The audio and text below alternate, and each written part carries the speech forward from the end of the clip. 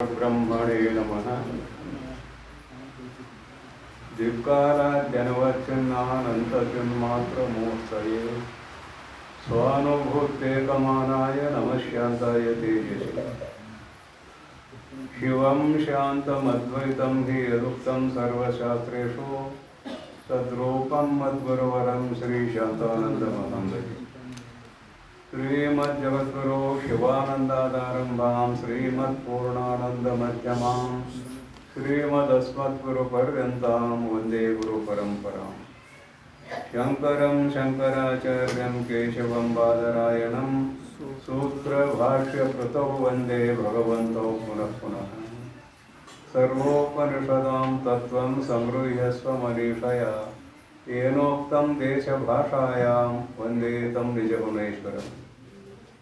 ಪ್ರಾತಸ್ಮರಣೀಯರಾದ ಆರಾಧ್ಯ ಗುರುದೇವರ ಪವಿತ್ರವಾದ ಚರಣಾರವಿಂದಗಳಲ್ಲಿ ದಂಡವತ್ ಪ್ರಣಾಮಗಳನ್ನು ಸಮರ್ಪಣಾ ಮಾಡಿ ಗುರು ಪರಂಪರೆಯ ಮಹಾತ್ಮರೆಲ್ಲರ ಚರಣಗಳನ್ನು ಸ್ಮರಿಸಿಕೊಂಡು ಜಗದ್ವಂದ್ಯರು ಜಗದ್ಗುರುಗಳು ಶಿವಾವತಾರಿಗಳು ಆಗಿರುವಂತಹ ಪರಮ ಪೂಜ್ಯರಾದ ಶ್ರೀ ಸದ್ಗುರು ಸಿದ್ಧಾರೂಢಪ್ಪಗಳವರ ಚರಣಾರವಿಂದಗಳಲ್ಲಿಯೂ ತತ್ಸ್ವರೂಪರೆಯಾದ ಶ್ರೀ ಶಿವಾನಂದಪ್ಪಗಳವರ ಚರಣಾರವಿಂದಗಳಲ್ಲೂ ಮಹಾಮೌನಯೋಗಿ ಜಗದ್ವಂದ್ಯ ಜಗದ್ಗುರು ಶ್ರೀ ಗುರುನಾಥಾರೂಢಪ್ಪಗಳವರ ಚರಣಾರವಿಂದಗಳಲ್ಲಿಯೂ ಕೂಡ ಅನಂತ ಕೋಟಿ ನಮಸ್ಕಾರಗಳನ್ನು ಸಮರ್ಪಣಾ ಮಾಡಿ ಉಪಸ್ಥಿತ ಸಾಧಕ ಸಾಧಕಿಯರಾದ ತಮ್ಮೆಲ್ಲರಲ್ಲಿಯೂ ಕೂಡ ಶರಣುಗಳು ಆತ್ಮೀಯರೇ. ಹಿಂದೆ 49ನೇ ಅಂಕಿಯಲ್ಲಿ ಅಧಿಕಾರಿಯ ಲಕ್ಷಣವನ್ನು ಹೇಳ್ಕೊಂಡು ಬಂದಾಗಿದೆ. ಆತ್ಮತತ್ವವನ್ನು ತಿಳಿಸಿಕೊಡುವಂತಹ ಅದ್ವೈತ ವೇದಾಂತ ಶಾಸ್ತ್ರಕ್ಕೆ ಅಧಿಕಾರಿ ಯಾರು ಅನ್ನುವುದನ್ನು ಆ ಅಂಕಿಯಲ್ಲಿ ಹೇಳಿದರು.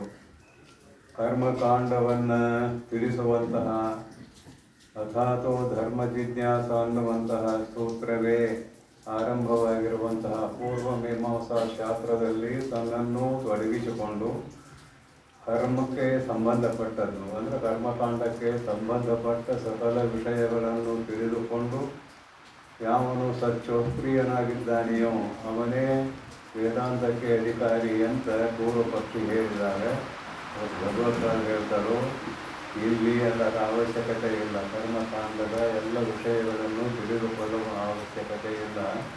ಸಾಧನ ಚತುಷ್ಟಯ ಸಂಪದ್ಭರಿತನಾದರೆ ಸಾಕು. ತನ್ನ ಸ್ವರೂಪದ ಜ್ಞಾನವನ್ನು ಮಾಡಿಕೊಡುವಂತಹ ಅದ್ವೈತ ವೇದಾಂತ ಶಾಸ್ತ್ರದಲ್ಲಿ ಪ್ರವೃತ್ತಿಯನ್ನು ಹೊಂದುವುದಕ್ಕೆ ಆತನು ಅಧಿಕಾರಿ ಆಗಿದ್ದಾನೆ ಅನ್ನೋದನ್ನು ತಿಳಿಸಿಕೊಂಡು ಬಂದರು. ಇದು ಸಾಧನ ಚತುಷ್ಟಯ ಸಂಪತ್ತು ಅದನ್ನು ವಿವರಣೆ ಮಾಡ್ತಾನೆ. ನಾವು ಸಣ್ಣ ಸ್ಥೂಲವಾಗಿ ಹೇಳ್ತೇವೆ. ಏನಂತೇವೆ? ನಿತ್ಯಾನಿತ್ಯ ವಸ್ತು ವಿವೇಕ, ಇಹ ಮುಕ್ತ ಫಲಭೋಗ ವಿರಾಗ, ಸಮಾಜ ಸಂಪತ್ತಿ, ಮುಮುಕ್ಷತ್ವ, ಇವು 4 ಇವಿದ್ರಾಯಕಪ್ಪ ಅಧಿಕಾರಿ ಅಂತ ಹೇಳ್ತೇವೆ. ನಿಜವಾಗ್ಲೂ ಸಾಮಾನ್ಯವಾದ ಭಾಷೆಯಲ್ಲಿ ಬರೀತಾರೆ ಅಂತ ಏನಂತಾರೆ ನೋಡಿ. ಸಾಧನ ಚತುಷ್ಟಯ ಅಂಕಿ ನಿತ್ಯ ಅನಿತ್ಯ ವಸ್ತು ವಿವೇಕ. ಯಾವುದು ನಿತ್ಯ ಯಾವುದು ಅನಿತ್ಯ ಅನ್ನುವ ವಸ್ತುಗಳ ವಿವೇಕ ಆಗಬೇಕು. ಇರುವ 2 ವಸ್ತುಗಳು ಜಗತ್ತಿನಲ್ಲಿ, ಒಂದು ನಿತ್ಯ ಇನ್ನೊಂದು ಅನಿತ್ಯ. ಆದರೆ ನಾವು ಏನೇನು ತಿಳ್ಕೊಂಡಿದ್ದೇವೋ ಗೊತ್ತಿಲ್ಲ. 2 ವಸ್ತುಗಳು. ನಿತ್ಯ ವಸ್ತು ಯಾವುದು ಅಂದರೆ ಆತ್ಮತತ್ವ, ಅನಿತ್ಯ ವಸ್ತು ಜಗತ್ತು. ಆದರೆ ನಾವೆಲ್ಲರೂ ಏನು ತಿಳ್ಕೊಂಡಿದ್ದೇವೆ ಅಂದರೆ ಈ ಜಗತ್ತು ನಿತ್ಯ ಅಂತ ತಿಳ್ಕೊಂಡಿದ್ದೇವೆ. ನಿತ್ಯ ಅನಿತ್ಯ ವಸ್ತು ವಿವೇಕ. ಪ್ರತಿ ಕ್ಷಣದಲ್ಲಿ ಈ ಜಗತ್ತು ಸವಿತಾ ಇದೆ, ಪ್ರತಿ ಕ್ಷಣದಲ್ಲಿ ಸವಿತಾ ಇದೆ. ಇದಕ್ಕೂ ಆಯುಷ್ಯ ಇದೆ. ಕೃತಯುಗ, ತ್ರೇತಾಯುಗ, ದ್ವಾಪರ ಯುಗ, ಕಲಿಯುಗ, 4 ಯುಗಗಳು. ಅವು 1000 ಸಾಲ ತಿರುಗಿದಾಗ ದೊಡ್ಡ ಸಂಖ್ಯೆ ಇಟ್ಬಿಟ್ರೆ ಬ್ರಹ್ಮಗೊಂದು ದಿವಸ ಅಂತ. ಅದು ಒಂದು ಹಗಲು ಅಷ್ಟೇ. ರಾತ್ರಿ ಮತ್ತೆ 10,000 ಸಾಲ ತಿರುಗಬೇಕು. ಅದೆಲ್ಲ ದೊಡ್ಡ ಕಥೆ ಇದೆ. ಅಂತೂ ಒಂದೆಲ್ಲ ನಾಶ ಆಗ್ತದೆ. ಇಷ್ಟು ಮಾತ್ರ ಗ್ಯಾರಂಟಿ. ಇನ್ನೇನು ಬೇಕಲ್ಲ. ಇದು ಪಿಂಡಾಂಡದಂತೆ ಬ್ರಹ್ಮಾಂಡ, ಮತ್ತೇನಿಲ್ಲ. ಇದು 100 ವರ್ಷಕ್ಕೆ ಹೋಗೋದು ಬೇಕು. ಪಿಂಡ 120 ವರ್ಷ ಬದುಕವ್ರು ಇದ್ದಾರೆ ಅಂತ ಇಟ್ಕೊಳ್ಳೋದು ಅಪವಾದ. ಇದಕ್ಕಿರೋ ಆಯುಷ್ಯ ಎಷ್ಟು ಅಂದರೆ 100. ಶಾಸ್ತ್ರದ ಪ್ರಕಾರ ವಿಧಿವಿಷೇಚ್ಛತಂ ಸಮಾಹ. 100 ವರ್ಷಗಳವರೆಗೆ ನೀನು ಬದುಕಬೇಕೆಂದು ಇಚ್ಛೆ ಮಾಡಿದರೆ ಕರ್ಮಗಳನ್ನು ಮಾಡುತ್ತಲೇ ಬದುಕು ಅಂತ ಒಂದು ವಾಕ್ಯ ಇದೆ ಉಪನಿಷತ್ತಿನಲ್ಲಿ. ಮತ್ತೇನು ಹೆಚ್ಚು ಬದುಕಿದಾರಲ್ರಿ, ಹೆಚ್ಚು ಬದುಕಿದವ್ರು ಅಷ್ಟೇ ಹೇಳ್ತಾರೆ. ನೀವು ಲಘು ಸತ್ತವ್ರನ್ನ ಹೇಳೋದಿಲ್ಲ. ಲಘು ಸತ್ತವ್ರು ಇದ್ದಾರಲ್ಲ ಅವ್ರನ್ನ ಹೇಳೋದಿಲ್ಲ. 110 ಬದುಕಿ 120 ಬದುಕಿದ್ರಂತ ಅದನ್ನೇ ಹೇಳ್ತೇವೆ. ಮತ್ತು ಲಘು ಸತ್ತವ್ರನ್ನ ಯಾಕೆ ಹೇಳೋದಿಲ್ಲ. ಅಂತೂ ಇದೊಂದಿನ ನಾಶ ಆಗೋದು, ಈ ಶರೀರ ಒಂದಿನ ನಾಶ ಆಗೋದು. ಅದರಂತೆ ಜಗತ್ತು ನಾಶ ಆಗೋದು, ಇದು ಅನಿತ್ಯ. ಆದರೆ ನಾವೇ ಅದ್ರಾಗ ಮುಳುಗಿದ್ದೇವೆ. ಅನಿತ್ಯವನ್ನೇ ನಿತ್ಯವೆಂದು ತಿಳಿದುಕೊಂಡು ಇದರಲ್ಲಿಯೇ ಮುಳುಗಿದ್ದೇವೆ. ನಿತ್ಯ ಅನಿತ್ಯ ವಸ್ತು ವಿವೇಕ. ಯಾವುದು ಆಧಾರವಾಗಿದೆಯೋ ಈ ಶರೀರಕ್ಕೆ ಅದುವೇ ನಿತ್ಯ.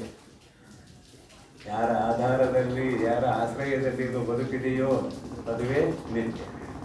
ಇದಕ್ಕೆ ಇರುವಿಕೆನೇ ಇಲ್ಲ.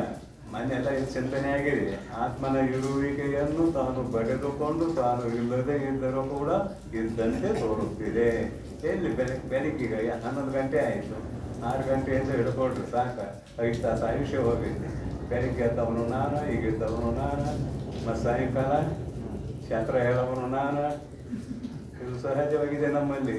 ನಿತ್ಯ ಅನಿತ್ಯ ವಸ್ತು ವಿವೇಕ ಎಲ್ಲಿದೆ? ನಿತ್ಯ ಅನಿತ್ಯ ವಸ್ತು ವಿವೇಕ. ಇಹ ಅಮೂತ್ರ. ಇಹ ಅಂದರೆ ಈ ಲೋಕ, ಅಮೂತ್ರ ಅಂದ್ರೆ ಪರಲೋಕ. ಪರಭೋಗ ವಿರಾಗ. ಇದು ಹೇಗೆ ಸವಿತದ ಅದು ಹಾಗೆ ಸವಿತದ. ಮೊದಲು ಬಂದಾಗಿದೆ ಇದು, ಅದು ಸವಿತದ. ಅದಕ್ಕಾಗಿ ಈ ಸವಿಯುವಂತಹ ವಿಷಯದಲ್ಲಿ ಯಾಕೆ ನನ್ನನ್ನು ತೊಡಗಿಸಿಕೊಂಡಿದ್ದೀ? ಸವಿಯಲಾರದ ವಿಷಯವನ್ನು ಕಂಡುಕೋ, ಸವಿಯಲಾರದ ದಾರಿಯನ್ನು ಕಂಡುಕೋ.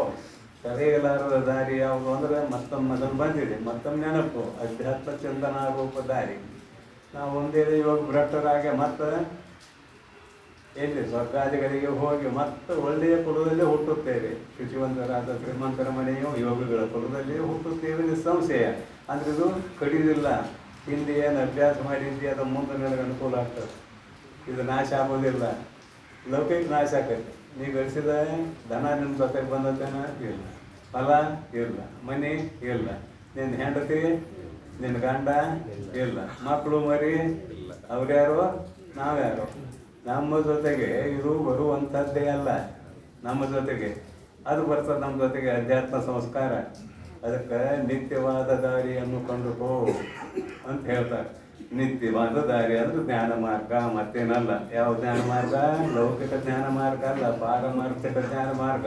ನಮ್ಮನ್ನು ನಾವು ತಿಳಿದುಕೊಳ್ಳುವ ಜ್ಞಾನ ಮಾರ್ಗ. ಆದುದರಿಂದ ಇಹ ಲೋಕದ ಪರಲೋಕದ ಭೋಗಗಳಲ್ಲಿ ಅನಾಸಕ್ತನಾಗು. ಊಟನ ಮಾಡಬೇಡ ಅಂತ ಹೇಳಿಲ್ಲ, ಅನಾಸಕ್ತನಾಗು ಅಂತ ಹೇಳಿದ್ದಾರೆ. ಫಲಭೋಗ ವಿರಾಗ. ಇನ್ನು ಶಮ ದಮ ಅದನ್ನು ಮುಂದೆ ವಿವರಣೆ ಮಾಡ್ತಾರೆ. ಶಮಾದಿ ಷಟ್ ಸಂಪತ್ತಿ ಮುಮುಕ್ಷುತ್ವವು ಎಂಬಿವೆ ಸಾಧನ ಚತುಷ್ಟಯಂ ಆಗಿರ್ಬೋದು ಅದರಲ್ಲಿ ನಮಗೆ ತಿಳಿಯುವ ಭಾಷೆಯಲ್ಲಿ 2 ಮಾತು ಮಾತಾಡಿದ್ದೇನೆ ನಾನು. ಮುಂದೆ ಅವ್ರ ಮಾತು ನೋಡೋಣ. ಸಚ್ಚಿದಾನಂದ ರೂಪನಾದ, ಸತ್ ಚಿತ್ ಆನಂದ ರೂಪನಾದ. ಇವು ತಿಳಿಸುವಂಥ ಶಬ್ದಗಳು. ನಿತ್ಯ ಪೂರ್ಣ ಇದು ಬಿಟ್ಟಿದ್ದಾರೆ, ಮೂಲ ತಗೊಂಡಿದ್ದಾರೆ. ಸತ್ ಚಿತ್ ಆನಂದ ರೂಪನಾದ. ಸದ್ರೂಪವೇ ಚಿದ್ರೂಪ, ಚಿದ್ರೂಪವೇ ಆನಂದ ರೂಪ, ಆನಂದ ರೂಪವೇ ನಿತ್ಯ ರೂಪ, ನಿತ್ಯ ರೂಪವೇ ಪೂರ್ಣ ರೂಪ. ಅವಕ್ಕೇನು ಹೆಸರಷ್ಟೇ ಬೇರೆ.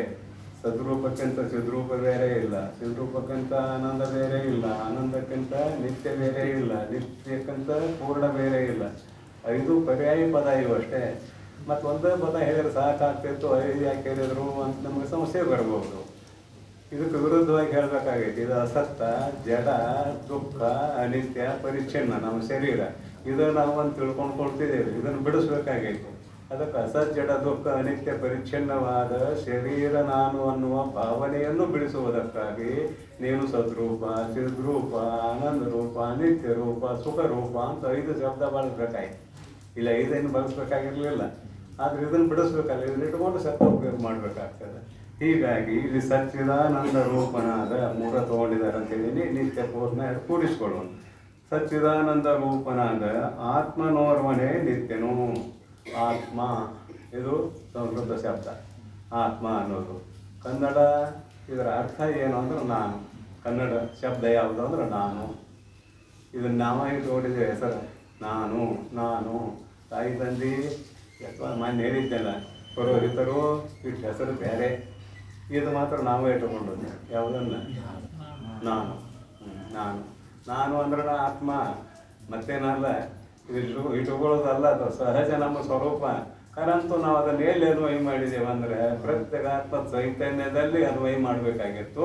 ಅದನ್ನು ಈ ಶರೀರಕ್ಕೆ ಅನ್ವಯ ಮಾಡಿದ್ದೇವೆ. ಇಲ್ಲೇ ತಪ್ಪಿದ್ದೆ ಇಲ್ಲೇ ಎಲ್ಲಿ ಅನ್ವಯ ಮಾಡಬೇಕಾಗಿತ್ತು ಅದನ್ನು ಬಿಟ್ಟಿವಿ, ಇಲ್ಲಿ ಅನ್ವಯ ಮಾಡಿದ್ದೀವಿ. ಅದಕ್ಕೆ ನಾನು ಅನ್ನೋದು ಸಹಜ. ಅದು ನಾನು ಕನ್ನಡದಲ್ಲಿ ಆತ್ಮ ಅನ್ನೋ ಶಬ್ದ ಕನ್ನಡದಲ್ಲಿ ನಾನು. ಆತ್ಮನೋರ್ವನೇ ನಿತ್ಯನು. ಈ ಜಗತ್ತಿನ ಬಗ್ಗೆ ಎಷ್ಟು ಹೇಳ್ತಾರೆ ಇನ್ನು ಯಾವ ಜಗತ್ತು? ಇದರ ಜಗತ್ತ ಮತ್ತೆ ನಮ್ಮ ಶರೀರದ ಜಗತ್ತು ಅಂತ ಇಟ್ಕೊಡ್ರಿ. ಜಗತ್ತು ಅಂದ್ಕೊಳ್ಳಿ ಹೊರಗೆ ಹೋಗ್ಬೇಡ್ರಿ. ಒಮ್ಮೆ ಮೊದಲು ಇಲ್ಲಿ ಆಮೇಲೆ ಹೊರಗೆ. ಹೊರಗೆ ಹೋಗ್ಬೇಡ್ರಿ. ಇನ್ನೊಬ್ಬರ ಮನೆ ಹಾಳು ಮಾಡೋದು ಸುಲಭ. ನಿನ್ನ ಹಾಳು ಮಾಡ್ಕೊನಿ ಮೊದಲ, ಆಮೇಲೆ ಇನ್ನೊಬ್ಬರ ಮನೆ ಹಾಳು ಮಾಡಿ. ಅದಕ್ಕೆ ಮೊದಲು ನಿನ್ನ ತಿಳ್ಕೊ. ನಿನ್ನ ನಾ ಅಂತೀಯಲ್ಲ ಯಾವುದಕ್ಕೆ ಅದನ್ನು ತಿಳ್ಕೊ ಅಂತಾರೆ. ಅನೃತ ಅಂದ್ರೆ ಇದು ಸುಳ್ಳು. ಈಗಾಗಲೇ ಹೇಳಿದ್ನಲ್ಲ, ಬೆಳಗ್ಗಿದ್ದಾಗ ಈಗಿಲ್ಲ. ಒಬ್ಬ ಮನುಷ್ಯ ಅಲ್ಲೊಂದು ಥರ ಹೇಳ್ದ, ಅದೇ ವಿಷಯ ಬಂದು ಇವ್ರ ಮುಂದೆ ಇನ್ನೊಂದು ಥರ ಹೇಳ್ದ. ಏನಂದರೆ ಅವಾಗ ಸುಳ್ಳು. ಬೆಳಿಗ್ಗೆ ಒಂಥರ ಇತ್ತಿದು, ಈಗೊಂಥರ ಆಗೈತಿ. ಆಗಿಲ್ಲ ಆಗೈತಿ. ಆದರೆ ಒಬ್ಬಕ್ಕೆ ತಯಾರಿಲ್ಲ ನಾವು. ಬೆಳಿಗ್ಗೆ ಹೆಂಗೆ ಇದ್ದೀವಿ ಈಗ ಹಂಗೆ ಇದ್ದೇವೆ. ಒಬ್ಬಕ್ಕೆ ತಯಾರಿಲ್ಲ. ಬೆಳಿಗ್ಗಿದ್ದಂಗೆ ಐತೇನೋ, ಐತಂದ್ರೆ ಐತೆ. ಆಯುಷ್ಯ ಕಳೆದತ್ತೆಲ್ಲ ಏನು ಮಾಡವ್ರ? ಬೆಳಿಗ್ಗಿದ್ದಂಗೆ ಈಗಿಲ್ಲ, ಬದಲಾಗೈತಿ. ನೋಡ್ರಿ ಅನೃತ ಇದು ಸುಳ್ಳು. ಅನೃತ ಅಂದ್ರೆ ಸುಳ್ಳು. ಅದರ ಜೊತೆಗೆ ದುಃಖ. ಯಾಕೆ ಕೂಡಲೇ ಶುರುವಾಯಿತು ದುಃಖ? ಯಾಸರ ಅದು ಕೂಡಲೇ ಶುರುವಾಯಿತು ದುಃಖ. ಇದನ್ನು ತೊಲಿ ಬಳಿ ಅದನ್ನೆಲ್ಲ ಮಾಡು ಇದ್ದೇ ಇದೆಯಲ್ಲ ದುಃಖ. ಇನ್ನೂ ಉಳಿದೋದೆಲ್ಲ ಅನ್ವಯ ಮಾಡಿಕೊಡ್ರಿ. ದುಃಖ ಅದರ ಜೊತೆಗೆ ದುಃಖಾತ್ಮಕವಾದ ಅನೃತ ಮತ್ತು ದುಃಖಾತ್ಮಕ. ಆಮೇಲೆ ದ್ವೈತ. ನಾನು, ಆಮೇಲೆ ನಾನು ಅಂದರೆ ನೀನು.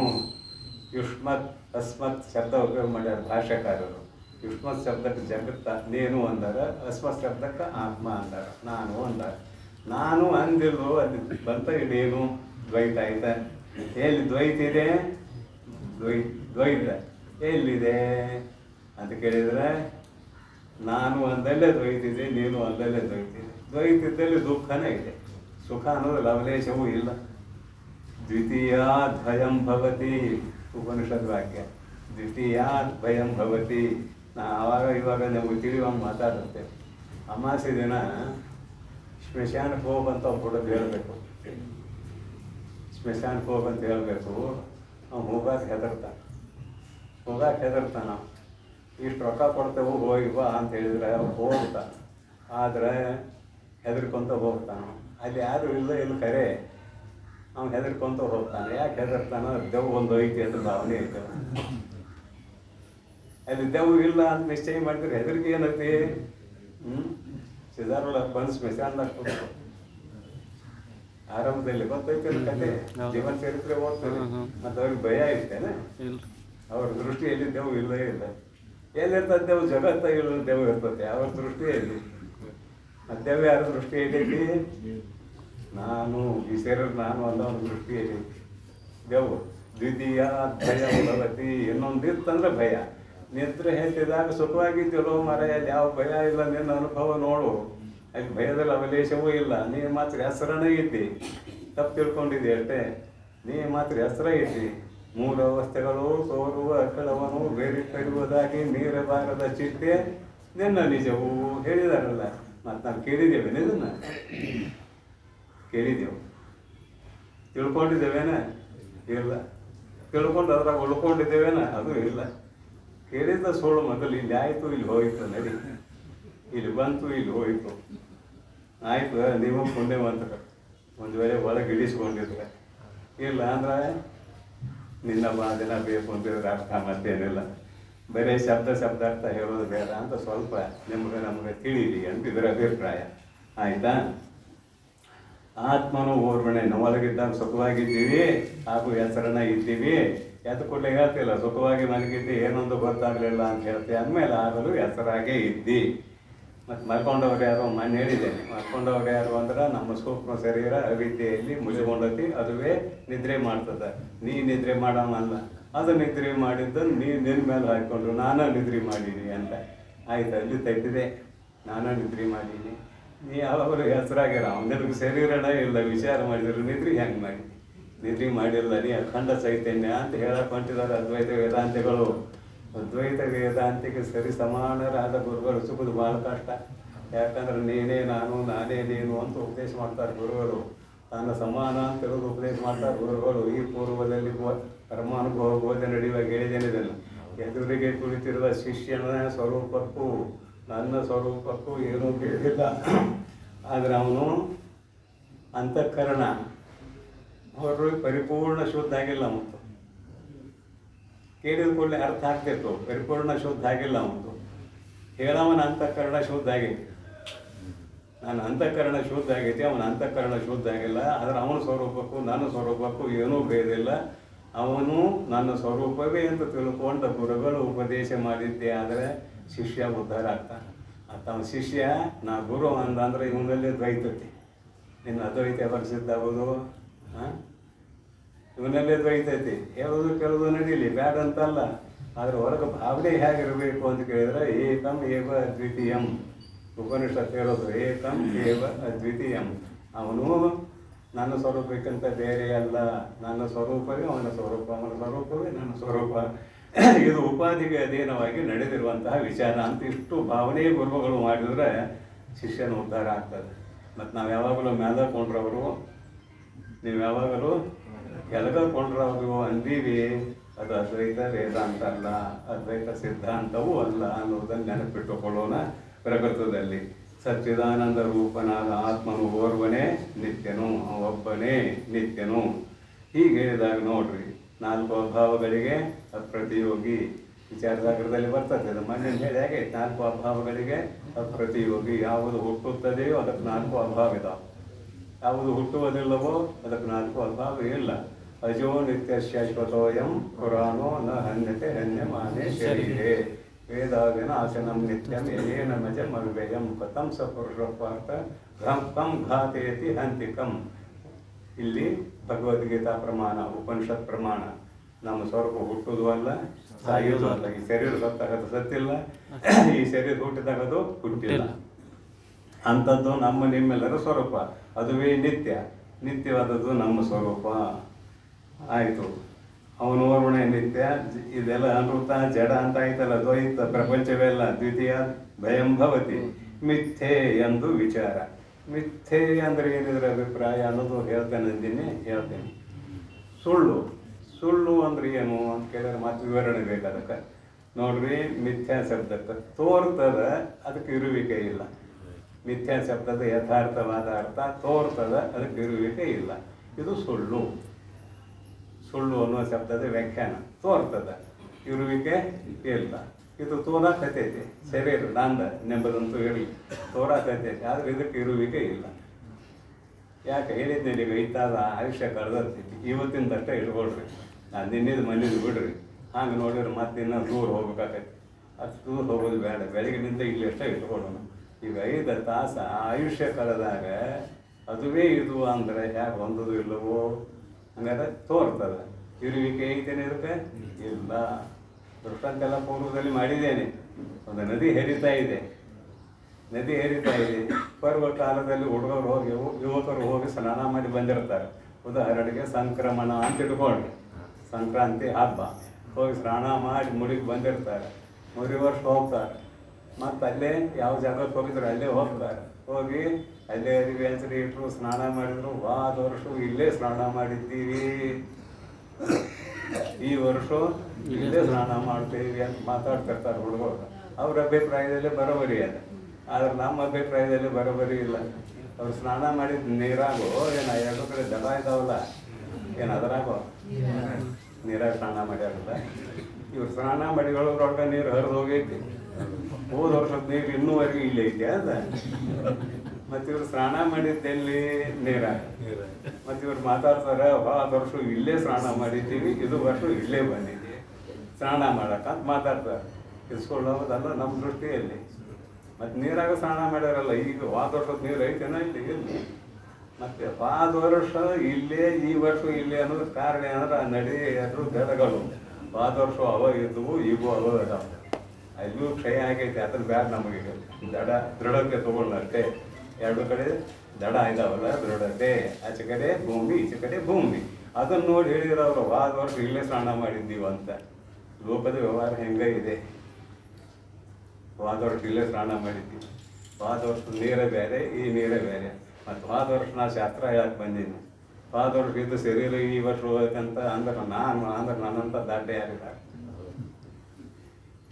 ಹೋದ ವರ್ಷ ನೀವು ಬಂದಿರಲ್ಲ ಅಂತೇಳಿ ಹ್ಞೂ ಅಂತೇಳಿ ನಿಮ್ಗೆ ಕೂಡ ಹ್ಞೂ ಅನ್ನಬೇಕಲ್ಲ. ಮತ್ತೇನ ಹೋದ ವರ್ಷ ಬಂದವ ಬೇರೆ, ಈ ವರ್ಷ ಬಂದವ ಬೇರೆ ಅಂದ್ರೆ ಹೋಗ್ತಾರೆ ನೀವು, ಒಪ್ಪುದಿಲ್ಲ. ನಿಮ್ಗೆ ಕೂಡ ನಿಮ್ಮಂತೆ ಮಾತಾಡ್ಬೇಕಾಗತ್ತೆ. ಅವ್ರ ಒಳಗೆ ಹೇಗಿರಬೇಕು ಅಂತ ಕೇಳಿದ್ರೆ, ಶಿಷ್ಯನ ಸ್ವರೂಪಕ್ಕೂ ನನ್ನ ಸ್ವರೂಪಕ್ಕೂ ಏನು ವ್ಯತ್ಯಾಸ ಇಲ್ಲ. ಅವನೇ ನಾನು, ನಾನೇ ಅವನು. ಅವನ ಶರೀರವು ಅನೃತ, ಇದು ಜಡ, ಅದು ಜಡ, ಇದು ದುಃಖ, ಅದು ದುಃಖ ಅನ್ನುವ ಭಾವದಿಂದ ಶಾಸ್ತ್ರ ಹೇಳಬೇಕು ಅಂತಿದ್ರೆ ಅಭಿಪ್ರಾಯ, ಮತ್ತೇನಿಲ್ಲ. ಆತ್ಮನೋರ್ವನೇ ನಿತ್ಯನು, ಅನೃತ ಜಡ ದುಃಖಾತ್ಮಕವಾದ ದ್ವೈತ ಪ್ರಪಂಚವೆಲ್ಲ ಮಿಥ್ಯೆ ಎಂದು, ಸುಳ್ಳು ಎಂದು ತೋರ್ತದೆ. ಇದಕ್ಕೆ ಇರುವಿಕೆ ಇಲ್ಲ. ಎಲ್ಲ ಪ್ರಪಂಚ ತೋರ್ತದೆ, ಇರುವಿಕೆ ಇಲ್ಲ.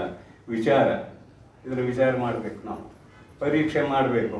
ಪರೀಕ್ಷೆ ಮಾಡ್ಬೇಕಂದ್ರೆ ನಿನ್ನಿದ್ದಂಗೆ ಮುಖ ಅದೇನಂತ ನಿಮ್ಮ ಮುಖ ನೀವು ಪರೀಕ್ಷೆ ಮಾಡಿಕೊಡ್ರಿ. ನಿನ್ನ ದಾಡಿ ಮಾಡ್ಕೊಂಡಿದ್ರಿ ಸಾಪಾಗಿ ಹತ್ತಿತ್ತು, ಇವತ್ತು ಹೊರಟಾಗಿ ನಿಮ್ಮ ಮುಖ ಬೇರೆ, ಇವತ್ತಿನ ಮುಖ ಬೇರೆ. ಯಾಕೆ ಒಪ್ಪೋದಿಲ್ಲ ಹೇಳ್ರಿ? ಒಪ್ಪಬೇಕಲ್ಲ. ಬೇರೆ ಅಂದ್ರೆ ಬದಲಾಗೈತಿ ಅಂದ್ರೆ ಒಂದು ದಿನದ ಆಯುಷ್ಯ ಹೋಗೈತಿ. ಯಾಕಂದ್ರೆ ಇದು ಸುಳ್ಳು ಅಂತಿದ್ದೀರಿ. ಪರೀಕ್ಷೆ ಇದೇ ಪರೀಕ್ಷೆ, ಮತ್ತೆ ಎಲ್ಲಾರು ಹೋಗಿ ಪರೀಕ್ಷೆ ಮಾಡಬೇಡ್ರಿ. ನಿಮ್ಮ ಮುಂದೆ ನೀವು ಪರೀಕ್ಷೆ ಮಾಡಿಕೊಡ್ರಿ. ಶರೀರ ನಾನು ಅಂದಿರಲ್ಲ, ನಿಮ್ಮ ಪರೀಕ್ಷೆ ಮಾಡ್ಕೊಳ್ಳೋಕೆ ಅವಕಾಶ ಇದೆ. ಇದು ಹ್ಯಾಂಗ ಇವ್ರು ಹೇಳ್ತಾರಲ್ಲ, ಇದು ಹ್ಯಾಂಗೆ ಸುಳ್ಳು ಅಂದ್ರೆ ನಿನ್ನಿದ್ದಂಗೆಲ್ಲ ಅದಕ್ಕೆ ಸುಳ್ಳು. ನಿನ್ನಿತ್ತು ಅಂತಾರೆ ಬೇರೆ, ವಿಕಾರೋ ಅಂತೈತಿ. ಶಾಸ್ತ್ರ ಅಂತೂ ಐತಿ, ವಿಕಾರೋ ನಾಮಧೇಯ ಮೃತ್ತಿಕೆ ದೇವ ಸತ್ಯಂ ಅಂತ ಶಾಸ್ತ್ರ ಐತಿ. ನಿಮ್ಗೆ ತಿಳಿಯುವಂಥ ದೃಷ್ಟಾಂತ ಇಲ್ಲಿ ನಿಮ್ಮ ಶರೀರದಾಗ ಮಾಡೋದು. ನಾವು ಭಾಳ ದೂರ ಹೋಗೋದು ಬೇಡ. ವಿಚಾರ ಪರೀಕ್ಷೆಗಳಿಂದ ಮೊದಲು ವಿಚಾರ ಮಾಡು. ನಿತ್ಯ ಯಾವುದು, ಅನಿತ್ಯ ಯಾವುದು, ಸುಳ್ಳು ಯಾವುದು, ಕರೆ ಯಾವುದು, ಆಮೇಲೆ ಪರೀಕ್ಷೆ ಮಾಡ. ಹಂಗೆ ಬೇರೆ ಪರೀಕ್ಷೆ ಮಾಡದೆ ಬಿಡಬೇಡ. ಅದನ್ನು ಒಪ್ಪಿಗೋ, ಪರೀಕ್ಷೆ ಮಾಡ ದೃಢತರವಾಗಿ. ಸುಮ್ಮನೆ ಪರೀಕ್ಷೆ ಮಾಡಿದಿ, ಅಲ್ಲಿ ದೃಢತೆ ಬೇಕು. ಏನು ಇದು ನಾ ಅಲ್ಲ ಅಂತ ದೃಢತೆ ಬೇಕು, ಇದು ಸುಳ್ಳು ಅಂತ ದೃಢತೆ ಬೇಕು. ದೃಢತರವಾಗಿ ತಿಳಿಯುವುದೇ ನಿತ್ಯಾನಿತ್ಯ ವಸ್ತು ವಿವೇಕವು ಎನಿಸುವುದು. ಇದನ್ನು ದೃಢವಾಗಿ ತಿಳಿಯುವುದೇ ನಿತ್ಯಾನಿತ್ಯ ವಸ್ತು ವಿವೇಕ ಅಂದರು. ಇಷ್ಟಾದಾಗ ಏನಾಯಿತು ಅಂತ ಕೇಳಿದ್ರೆ ಇಲ್ಲೊಂದು ಸಣ್ಣ ಸಂಶಯ. ಹಂಗಾರೆ ನಿತ್ಯಾನಿತ್ಯ ವಸ್ತು ವಿವೇಕ ಅಂದ್ರೆ ಆತ್ಮನೇ ನಿತ್ಯ, ಏನು ಉಳಿದದ್ದೆಲ್ಲ ಮಿಥ್ಯ ಅಂತ ನಿಶ್ಚಯ ಆಯಿತು. ನಿಶ್ಚಯ ಆದ್ಮೇಲೆ ಮತ್ತೆ ಮುಂದೆ ಯಾಕೆ ಸಾಧನೆ ಬೇಕು? ಆತ್ಮನೇ ನಿತ್ಯ, ಈ ಶರೀರ ಮಿಥ್ಯ ಅಂತ ನಿಶ್ಚಯ ಆದರೆ ಮುಂದೆ ಶಾಸ್ತ್ರ ಯಾಕೆ ಬೇಕು ಅಂತ ವಾಚಸ್ಪತಿ ಮಿಶ್ರರ ಭಾಷೆಯಲ್ಲಿ ಒಂದಿಷ್ಟು ಆಕ್ಷೇಪ ಮಾಡಿದ್ದಾರೆ. ಅದಕ್ಕೆ ಉತ್ತರ ಕೊಟ್ಟಿದ್ದಾರೆ. ಅವರು ಏನು ಉತ್ತರ ಕೊಟ್ಟಿದ್ದಾರೆ ಅಂತ ಹೇಳಿದ್ರೆ, ಇದು ಆಪಾತತಃ ಬ್ರಹ್ಮಜ್ಞಾನ.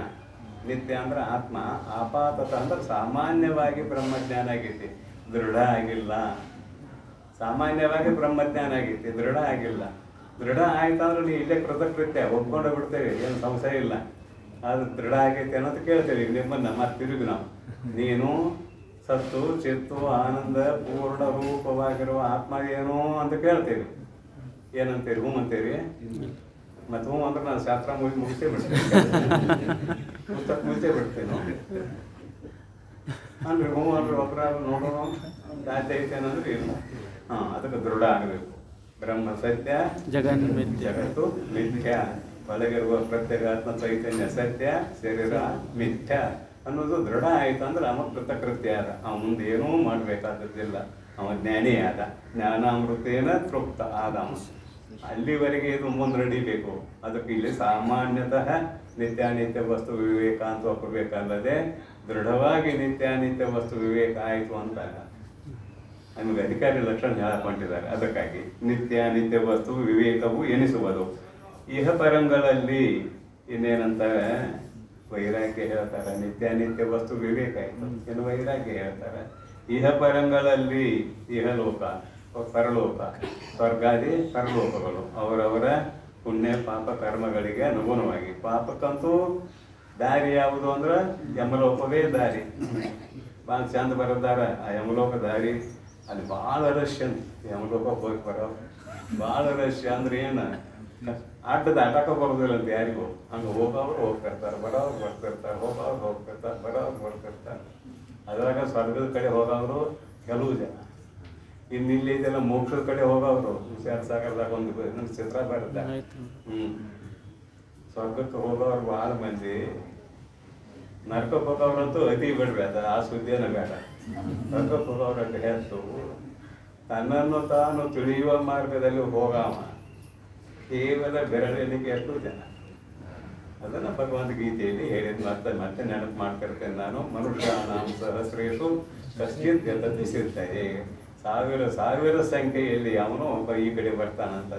ಈ ಕಡೆ ಅಂದರೆ ತನ್ನನ್ನು ತಾನು ತಿಳಿಯುವ ಮಾರ್ಗದ ಕಡೆಗೆ ಬರುತ್ತಾನೆ ಅಂತ ಅಭಿಪ್ರಾಯ. ಅಂತೂ ಇಹಲೋಕದ ಪರಲೋಕದ ವಿಚಾರ ಮಾಡೋಣ. ಇಲ್ಲೇನೇ ಗಳಿಸಿದ್ದೆಲ್ಲಪ್ಪ ಅದೆಲ್ಲ ಒಂದಿನ ಸೌದು ಹೋಗುದ, ಒಂದಿನ ಸೌದು ಹೋಗುದ. ಇದು ಸವಿತತೆ. ಭೋಗಿಸುವ ಈ ಪಿಂಡವೇ ಸವಿತತೆ. ಮತ್ತೆ ನಾ ಸವಿದಿಲ್ಲನ, ಅದು ಸವಿತತೆ. ಭೋಗಾಹ ನ ಭುಕ್ತಾಹ ವಯಮೇವ ಭುಕ್ತಾಹ. ಭರ್ತೃಹರಿ ಬರಿತಾನೆ, ಭೋಗಾಹ ನ ಭುಕ್ತಾಹ ವಯಮೇವ ಭುಕ್ತಾಹ. ಭಾಳ ಚಂದ ಬರ್ದ. ನಾವು ರೊಟ್ಟಿ ತಿನ್ನುವ ಮಂದಿ ಎಷ್ಟು ಹೆಚ್ಚಿದ್ದೀವಿ. ರೊಟ್ಟಿ ತಿಂದು ತಿಂದು ತಿಂದು ತಿಂದು ಹಲ್ಲು ಹಾದು ರೊಟ್ಟಿ ಮುಗಿಲಿಲ್ಲ. ರೊಟ್ಟಿ ಹಾದು ಅಂತೇವೇನ? ಇಲ್ಲ, ಹಲ್ಲು ಹಾದು ಅಂತೇವೆ. ಹಲ್ಲು ತಿಂದು ತಿಂದು ಹಲ್ಲು ಹಾದು, ಕೇಳಿ ಕೇಳಿ ಕಿವಿ ಹಾದು, ನೋಡಿ ನೋಡಿ ಕಣ್ಣು ಹಾದು. ರೂಪ ಹಂಗ ಐತಿ, ಶಬ್ದ ಹಂಗ ಐತಿ, ಊಟ ಮಾಡುವ ರೊಟ್ಟಿ ಹಾಗ ಐತಿ. ಮುಂಜಾನೆವರೆಗೆ ಬೇಕಲ್ಲ, ಮತ್ತೆ ನಿಮ್ಮ ಎಲ್ಲ ತಿಂದು ಹೋಗಿದ್ದೀರಲ್ಲ. ಭೋಗಾನ ಭುಕ್ತ ವಯಮೇವ ಭುಕ್ತ. ಭಾಳ ಚಂದ ಭರ್ತೃಹರಿ ಮಾತು. ಯಮಧರ್ಮ ಇದನ್ನೇ ಹೇಳ್ತಾನೆ ನಚಿಕೇತ. ಏನೋ ಯಮಧರ್ಮ ನನಗೆ ಅಂತಕ ಅಂತ ಹೆಸರಿಟ್ಟಿದ್ದಾರೆ. ಅಂತಕ ಅಂದರೆ ಎಲ್ಲರ ಆಯುಷ್ಯವನ್ನು ಹರಣ ಮಾಡುವುದೇ ನಿನ್ನ ಕರ್ತವ್ಯ. ಏನು ಪಟ್ಟಿಲ್ಲ ಇವನ್ನ, ಭೂಮಿ ಸೀಮಿ ಮಕ್ಕಳು ಮರಿ ಇನ್ನೂ ಏನೇನೋ ಬೆಳ್ಳಿ ಬಂಗಾರ ಆನೆ ಬಂಡೆ ಕುದುರೆ ಏನೇನೋ ಕೊಡ್ತೀವಿ. ಅದೇ ಅಲ್ಲ ಮತ್ತೇನೋ ತೋರಿಸ್ತಿಲ್ಲ ಇವ್ರನ್ನ. ರಂಭಾಚಾಪ್ತರ ಏನೋ ತೋರಿಸ್ತಿಲ್ಲ. ಇವ್ರು ಎಲ್ಲರೂ ನನ್ನನ್ನು ತಿಂದು ಹಾಕವ್ರು. ಅದಕ್ಕೆ ಇವು ಯಾವ ನನಗೆ ಬೇಡ. ನಾ ಏನು ಕೇಳಿದ್ದೇನೆ, ಆತ್ಮ ಇರ್ತಾನೋ ಇಲ್ಲೋ, ಶರೀರ ಬೆದ್ದು ಹೋದ್ಮೇಲೆ ಆತ್ಮ ಇರ್ತಾನೋ ಇಲ್ಲೋ, ನಾ ಅದನ್ನು ಕೇಳಿದ್ದೀನಿ. ನೀ ಇದನ್ನೆಲ್ಲ ನಾನು ಮುಂದಿಟ್ರೆ ನಾ ಏನು ಮಾಡಲಿ, ನಿನ್ನೇನೋ ಇಟ್ರುವ. ಇಲ್ಲೋ ಭಾಳ ಆಯುಷ್ಯ ಕೊಡ್ತಾನೆ ತೊಗೊಂಡು ಹೋಗುವ ಅನ್ನ. ನಿನ್ನ ಆಯುಷ್ಯನ ಅಲ್ಪತ್ತು ನನಗೇನು ಕೊಡ್ತೀಯ? ನೀನು ಒಂದು ಪದವಿ ಆಗಿದೆ, ನಿನ್ನ ಆಯುಷ್ಯನ ಐತಿ. ಅಪಿ ಸರ್ವಂ ಜೀವಿತಂ ಅಲ್ಪಮೇವ. ಎಲ್ಲರ ಜೀವಿತ ಅಲ್ಪವೇ. ನಂದು ಅಷ್ಟೇ ಅಲ್ಲ, ನಿಂದು ಅಲ್ಪನ. ನೀನು ಕೊಡ್ತೇನೆ, ನಾಲ್ಕು ಅದು ಬೇಕಾಗಿತ್ತು ಅದನ್ನು ಕೊಡೋದು ನನಗೆ ಬಂದ ದಾರಿಗೆ ಸೋಂಕಿಲ್ಲ, ತಿರುಗಿ ಹೋಗ್ತೇನೆ ಅಂದ. ಅವಾಗ ನಮ್ಮ ಧರ್ಮ ಯೋಗ್ಯತ ನಾನು ತಿಳ್ಕೊಂಡು ತತ್ವೋಪದೇಶವನ್ನು ಮಾಡಿದ ಅಂತ ಕಠೋಪನಿಷತ್ನಲ್ಲಿ ಬರುವ ಕಥಾಭಾಗ. ಅಂತೂ ಪರಲೋಕದ ಭೋಗ್ಯ ಪದಾರ್ಥಗಳು ಕೂಡ ಸರಿಯತಕ್ಕಂಥವುಗಳೇ. ಇವೆಲ್ಲ ಏನು ಮಾಡ್ತಾವ ಅಂತ ಕೇಳಿದ್ರೆ ನಚಿಕೇತ ಹೇಳ್ತಾನೆ, ನನ್ನ ಇಂದ್ರಿಯಗಳಲ್ಲಿರುವ ಶಕ್ತಿಯನ್ನು ಹರಳ ಮಾಡುತ್ತವೆ. ಆ ಇಂದ್ರಿಯಗಳಲ್ಲಿರುವ ಶಕ್ತಿ ಏಕಾಗ್ರ ಆಯಿತು ಅಂದ್ರೆ ಆತ್ಮನನ್ನು ತಿಳಿಯುವ ತಾಕತ್ತು ಬರ್ತದೆ. ಆದ್ರೆ ಎಲ್ಲ ಇಂದ್ರಿಯಗಳಲ್ಲಿ ನೀವು ರೂಪ ಪಟ್ಟಿ ಕಣ್ಣಿನಲ್ಲಿ ಕೆಲವು ಶಕ್ತಿ ಹೋಯಿತು, ಕಿವಿ ಪಟ್ಟಿ ಶಬ್ದದಲ್ಲಿ ಕೆಲವು ಶಕ್ತಿ ಹೋಯಿತು. ಇನ್ನು ಉಳಿದೋದು ಹೇಳೋದಿಲ್ಲ, ನೀವು ಹಂಚ್ಕೊಳ್ಬೇಕು. ಅದು ಉಳಿದೋದು ಹೇಳಿದ್ರೆ ಚಂದನೂ ಆಗೋದಿಲ್ಲ. ಮತ್ತು ಅದು ತಿಳಿದಿಲ್ಲ, ನಾ ಶಾಸ್ತ್ರನೂ ಹೇಳೋದಿಲ್ಲ. ಉಳಿದೋದೆಲ್ಲ ಹಂಚಿ ಹೋಗಿಬಿಡ್ತದೆ. ನನ್ನ ಶಕ್ತಿ ಹ್ರಾಸಾಗಿಬಿಡ್ತದೆ. ಅದಕ್ಕಾಗಿ ನಿನ್ನ ವಸ್ತುಗಳು ಬೇಡಪ್ಪ ನನಗೆ, ನಿನ್ನ ಇಟ್ಟುಕುವ ಅಂದ. ಇವನು ಅಧಿಕಾರಿ. ನಿತ್ಯ ವಸ್ತು ವಿವೇಕ ಮಾಡಿದಾನ. ಈಗ ಲೋಕದ ಭೋಗ ಭಾಗ್ಯಗಳು ಹೇಗೆ ಸವಿಯುತ್ತವೆಯೋ ಹಾಗೆ ಮೇಲಿನ ಲೋಕದ ಭೋಗ ಭಾಗ್ಯಗಳು ಸವಿಯುತ್ತವೆ ಅಂದಿದ್ದಾನ. ಅಂಥವನು ಅಧಿಕಾರಿ. ನಿತ್ಯ ವಸ್ತು ವಿವೇಕ ಅಂತ ಮಾತಾಡಿದ್ರೆ ಶರಣರು ಒಂದು ಮಾತು ಭಾಳ ಚಂದ ಹೇಳ್ತಾರೆ. ಅದನ್ನು ಒಂದು ನೆನಪು ಮಾಡಿಬಿಡೋಣ. ಈಗ ಏನಂದರೆ ಅವರು, ಕೂಡಲ ಸಂಗನ ಶರಣರು ಮನದೆರೆದು ಮಾತನಾಡಿದರೆ ಲಿಂಗವನ್ನೇ ಕಾಣಬಹುದು. ಕೆರೆಬಾವಿಯು ಹಳೆ ಹಲ್ಲ ಮೈದೆರೆದರೆ ಗುರುಳೆ ಚಿಪ್ಪೆ ಹೊರತು ಚಿಪ್ಪೆಗಳನ್ನು ಕಾಣಬಹುದು. ವಾರಿದೆ ಮೈದೆರೆದರೆ ಮುತ್ತು ರತ್ನಗಳನ್ನು ಕಾಣಬಹುದು. ಆದರೆ ಕೂಡಲ ಸಂಗನ ಶರಣರು ಮನದೆರೆದು ಮಾತನಾಡಿದರೆ ಲಿಂಗವನ್ನೇ ಕಾಣಬಹುದು ಅಂತ ಹಾಡಿದಾರಲ್ಲ ಶರಣರು. ಎಳ್ಕೊಳ್ಳೋನು, ನಮಗೇನ ಎಲ್ಲರೂ ಎಳ್ಕೊಳ್ಳೋನು. ಏನಂತಾರೆ ಅವರು, ದೃಷ್ಟಾಂತ ಕೊಟ್ಟರು ಬಿಟ್ಟು ಹೊಳಿ ಹಾಲ ಕೆರೆ ಬಾವಿ ಎಲ್ಲ ಮೈದೆರೆದರೆ ಅದೇನಿದೆ, ಚಿಪ್ಪಿದೆ ಗೊರಸಿದೆ, ಮತ್ತೇನು ಇಲ್ಲ. ಒಂದು ವೇಳೆ ಸಮುದ್ರ ಮೈದೆರೆದರೆ ಅಲ್ಲಿ ಮುತ್ತು ರತ್ನ ಇದ್ದಾವಂತ ಬರುತ್ತೆ, ಕಾಣಬಹುದು. ಎರಡು ದೃಷ್ಟಾಂತ ಕೊಟ್ಟರು. ಮೂರನೇದೇನು ಹೇಳ್ತಾರೋ, ಕೂಡಲ ಸಂಗನ ಶರಣರು ಗುರು ಪಥವ ಅರಿವೆಡೆ ಶರಣರ ಸಂಘವೇ ಮೊದಲು. ಗುರುಗಳಕ್ಕಿಂತ ಮ್ಯಾಲಿಟ್ಟಿದ್ದಾರೆ ಶರಣರನ್ನ.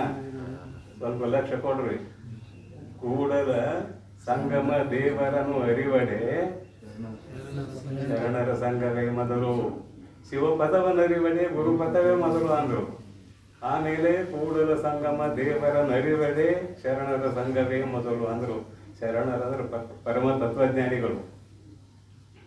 ಅವನು ಮನದೆರೆದು ಮಾತನಾಡಿದರೆ ಲಿಂಗವನ್ನೇ ಕಾಣಬಹುದು. ಅವನು ಮನದೆರೆದು ಮಾತಾಡೋದು ಯಾವಾಗ ಅಂದರೆ ಇವನ್ನ ಚಿಕ್ಕದನ್ನು ಕತೆ ತಗೊಳ್ರಿ. ಇವನ್ನೆಲ್ಲ ಮುಂದಿಟ್ಟಾಗಿ ಎಲ್ಲ ಪದಾರ್ಥದಂತೆ ಅವನಿಗೆ ಕಂಡುವಲ್ಲ ಅವ ಅಧಿಕಾರಿ. ಹಾಗೆಯೇ ಕೂಡಲ ಸಂಗನ ಶರಣರು ಇಂತಹ ಯೋಗ್ಯವಾದ ಅಂತಃಕರಣವುಳ್ಳವನು ಮುಂದೆ ಬಂದು ಕುಳಿತು ಪ್ರಶ್ನೆ ಮಾಡಿದರೆ ಅವರು ಬಾಯಿ ತೆರೆದು ಮಾತಾಡ್ತಾರೆ, ಮನದೆರೆದು ಮಾತನಾಡುತ್ತಾರೆ. ಇವು ಯೋಗ್ಯ ಅಧಿಕಾರಿ ಇಲ್ಲ, ಇವು ಹೇಳಬೇಕಂತ. ಶರಣರೆಲ್ಲ ಅದ್ವೈತದಲ್ಲೇ ಪರಿವರ್ತನ ಹೊಂದ್ಯಾರ, ಮರಿಬೇಡ. ಆಕಾರವಿಲ್ಲದ ಲಿಂಗ, ನಿರಾಕಾರವಾದ ಲಿಂಗ, ವೇದ ಶಾಸ್ತ್ರ ಪುರಾಣ ಹರಿಬ್ರಹ್ಮ ಸೇರ್ಸ್ಯಾರ. ಮತ್ತು ಹರಿಬ್ರಹ್ಮ ವೇದ ಶಾಸ್ತ್ರ ಪುರಾಣಾದಿಗಳು ಅರಸಿದರೂ ಕಾಣದ ಲಿಂಗ. ಇದು ಕೊನೆ ಮಾತ್ರಿ. ಲಿಂಗ ಕಟ್ಕೊಂಡವ್ರಿಗೆ ಏನು ತಪ್ಪಿರಿಬೇಡ್ರಿ. ಕೊನೆ ಮಾತ, ಅಕ್ಕನ ಮಾತ ಹೇಳಕಂತೀನಿ.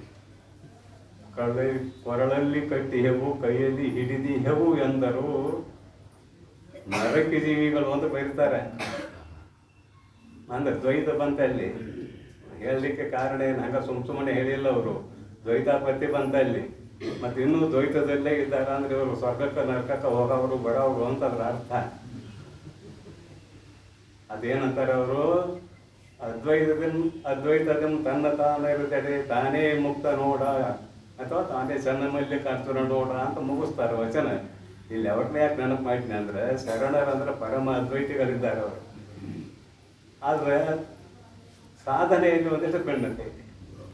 ಕೆಲವು ಮಂದಿ ಏನಿದೆ, ಇಲ್ಲಿ ಸಮುಚ್ಚಯವಾದಿಗಳಿದ್ದಾರೆ. ಕೆಲವು ಜನ ಕ್ರಮ ಸಮುಚ್ಚಯವಾದಿಗಳು ಇದ್ದಾರೆ. ನಮ್ಮದು ಕರ್ಮ ಸಮುಚ್ಚಯ, ಸಮುಚ್ಚಯ ಅಲ್ಲ. ಇಲ್ಲಿ ಇಷ್ಟೆಲ್ಲ ನೆನಪು ಮಾಡ್ಲಿಕ್ಕೆ ಕಾರಣ ಏನು, ನಿತ್ಯ ವಸ್ತು ವಿವೇಕ ಆಯಿತು. ವೈರಾಗ್ಯ ಇರಬೇಕು ಅವನಿಗೆ.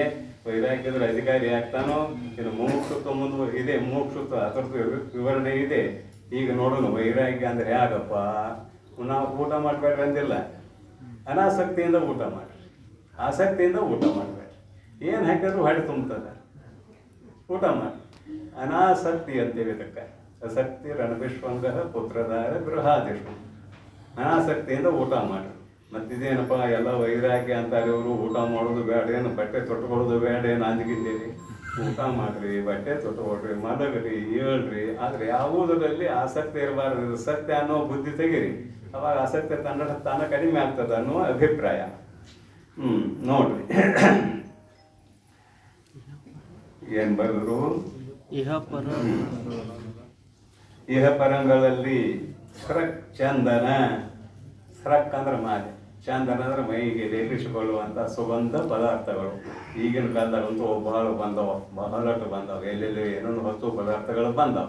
ಅಂತಾರಾಗಿ ಇವು ಬಂದವ, ಮುಖಕ್ಕೆ ಹಚ್ಚೋದು ಬಂದವ, ಮತ್ತು ಚೂಟಿಗೆ ಹಚ್ಚೋದು ಬಂದವ ಅಂತ ಏನೇನು ಅಂತಾರಪ್ಪ. ಈಗೇನು ಅಂತೂ ಇದೇನಂದ್ರೆ ಬಾಡಿದ್ದಂಗೆ ಅಂತ ಇಷ್ಟ. ಮತ್ತೆ ಇಷ್ಟೆಲ್ಲ ಹಸ್ತಾರ ಅಲ್ಲಿ ಬಾಡಿದ್ದಂಗೆ. ದೇವರು ಕೊಟ್ಟ ಬಣ್ಣ ಇವ್ರಿಗೆ ಇಚ್ಛೆ ಇಲ್ಲ, ದೇವರು ಕೊಟ್ಟ ಬಣ್ಣ ಇವ್ರಿಗೆ ತೃಪ್ತಿ ಕೊಟ್ಟಿಲ್ಲ. ಮತ್ತು ಇಲ್ಲಿ ಒಂದಿಟ್ಟು ಹಚ್ಕೊಂಡು ಅಲ್ಲೊಂದಿಟ್ಟು ಹಚ್ಕೊಂಡು ಏನೇನೋ ಮಾಡ್ತಾರಲ್ಲ. ಇದು ಬಾಡಿದ್ದಂಗೆ ಅಲ್ಲೇನ, ಬಾಡಿ ಅಂತ ತಿಳ್ಕೊಂಡಿಲ್ಲ, ನಾನಂತ ತಿಳ್ಕೊಂಡಿದ್ದಾನೆ. ಇಲ್ಲೇ ಇರೋದು ತಪ್ಪ. ಬಾಡಿ ಬಣ್ಣ ಹಸಕನ್ನ ತಿಳ್ಕೊಳ್ಳಲ್ಲ, ತಿಳ್ಕೊಳ್ಳೋದಿಲ್ಲ. ರಕ್ತಚಂದನ, ಅದರ ಜೊತೆಗೆ ಹಣ. ಇಲ್ಲಿ ಧನ, ಅಲ್ಲಿ ಯಾವುದು ಹಣ? ಪುಣ್ಯ ಅನ್ನೋದೇ ಹಣ. ಎಲ್ಲಿ ಮ್ಯಾಲೆ ಪುಣ್ಯ ಅನ್ನೋದು ಅಲ್ಲಿ ಹಣ.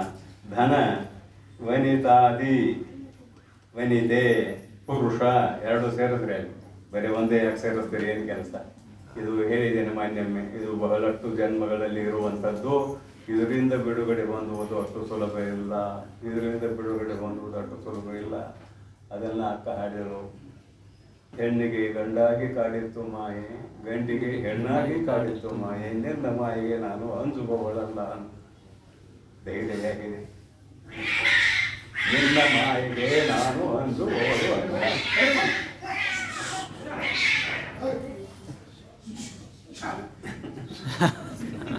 ಇರಲಿ, ಅದು ಇರಲಿ, ಅದು ನಡೀಲಿ. ಕಂದನ ಧನ ವನಿತಾದಿ ವಿಷಯಗಳೆಲ್ಲ, ಧನ ವನಿತಾದಿ ಆದಿಪದ್ಯಂದ ಇನ್ನೆಲ್ಲ ವಿಷಯಗಳು ಎಲ್ಲ ತಗೊಳ್ರಿ. ರೂಪ, ರಸ, ಗಂಧ, ಶಬ್ದ, ಸ್ಪರ್ಶ, ಅವ ಇದಾವಲ್ಲ ವಿಷಯಗಳೆಲ್ಲ. ಇವೆಲ್ಲ ವಿಷಯಗಳು ಕರ್ಮಜನ್ಯಮಪ್ಪುದರಿಂ, ನಿನ್ನ ಕ್ರಿಯೆಯಿಂದ ಉಂಟಾಗಿದ ಒಂದು ಪುಣ್ಯ, ಒಂದು ಪಾಪ, ಇದು ಕರ್ಮ. ಕರ್ಮಜನ್ಯಂ ಅಪ್ಪುದರಿಂದ ಅನಿತ್ಯಮಾಗಿಯಂ, ಯಾವುದು ಜನ್ಯ ಅಂತ ಶಬ್ದ ಬಂತಲ್ಲ, ಹುಟ್ಟಿದೆ ಅಂತಾಯ್ತು. ಹುಟ್ಟಿದ್ದು ಸಾಯ್ತದ. ಜಾತಸ್ಯ ಧ್ರುವಂ ಮೃತ್ಯುವು, ಧ್ರುವಂ ಜನ್ಮ ಮೃತಸ್ಯ, ಸತ್ತದ ಮತ್ತೆ ಹುಟ್ಟದ, ಹುಟ್ಟಿದ ಮತ್ತೆ ಸಾಯ್ತದ.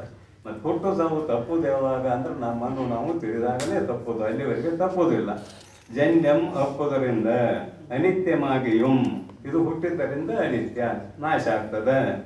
ಸಂಪಾದಿಸುವ ಆದಿ, ಭೋಗಿಸುವ ಆದಿ, ಸಂಪಾದಿಸುವಾಗ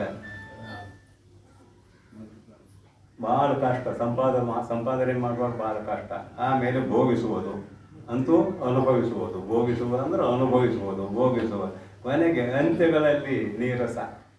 ಬ್ಯಾಗಿನ ಹಲ್ಲೆಲ್ಲ ಹೋಗ್ಯಾವ, ಕಡ್ಲಿ ತಿಂದ ಅಂದ್ರೆ ಕಡ್ಲಿ ತಿಂತಾನೆ ಇಲ್ಲ, ಅವ್ರು ಹೋಗ್ಯಾರಪ್ಪ ಕಡ್ಲಿ ತಿನ್ನ ಹೋಗ್ಯಾರಂತ ಆದ ಪರಿಸ್ಥಿತಿ ಏನಾಯ್ತು?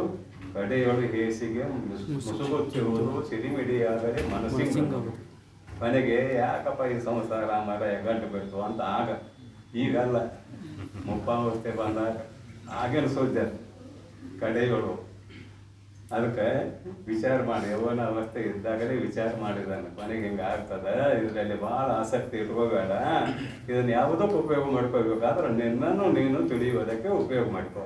ಇದನ್ನು ಬರೀ ಊಟ ಮಾಡಿಸೋದಕ್ಕೆ ಹೋಲ್ಮಿ ಮಾಡಿದನ್ನ, ಆದರೆ ನಿನ್ನನ್ನು ನೀನು ತಿಳಿದುಕೊಳ್ಳುವುದಕ್ಕೆ ಇದನ್ನು ಬಲಿಸಿಕೋ. ಕೇವಲ ವಿಷಯಗಳನ್ನು ಅನುಭವಿಸುವುದಕ್ಕೆ ಬಲಿಸುವುದು ನಿನ್ನ ಕರ್ತವ್ಯ ಅಲ್ಲ, ಮಾನವನ ಕರ್ತವ್ಯ ಅಲ್ಲ, ಪಶು ಪಕ್ಷಿ ಕ್ರಿಮಿ ಕೀಟಾದಿಗಳ ಕರ್ತವ್ಯ ಅದು. ಆದರೆ ನಿನ್ನದು ಏನು? ನಿನ್ನನ್ನು ನೀನು ತಿಳಿಯುವುದಕ್ಕೆ ಬಂದಿದ್ದೀಯಪ್ಪ, ಅದನ್ನು ನೀನು ಮರಿಬೇಡ ಅಂತ ನೆನಪು ಮಾಡುವುದಕ್ಕಾಗಿ ಇವೆಲ್ಲ ಮಾತುಗಳು, ಮತ್ತೇನಲ್ಲ.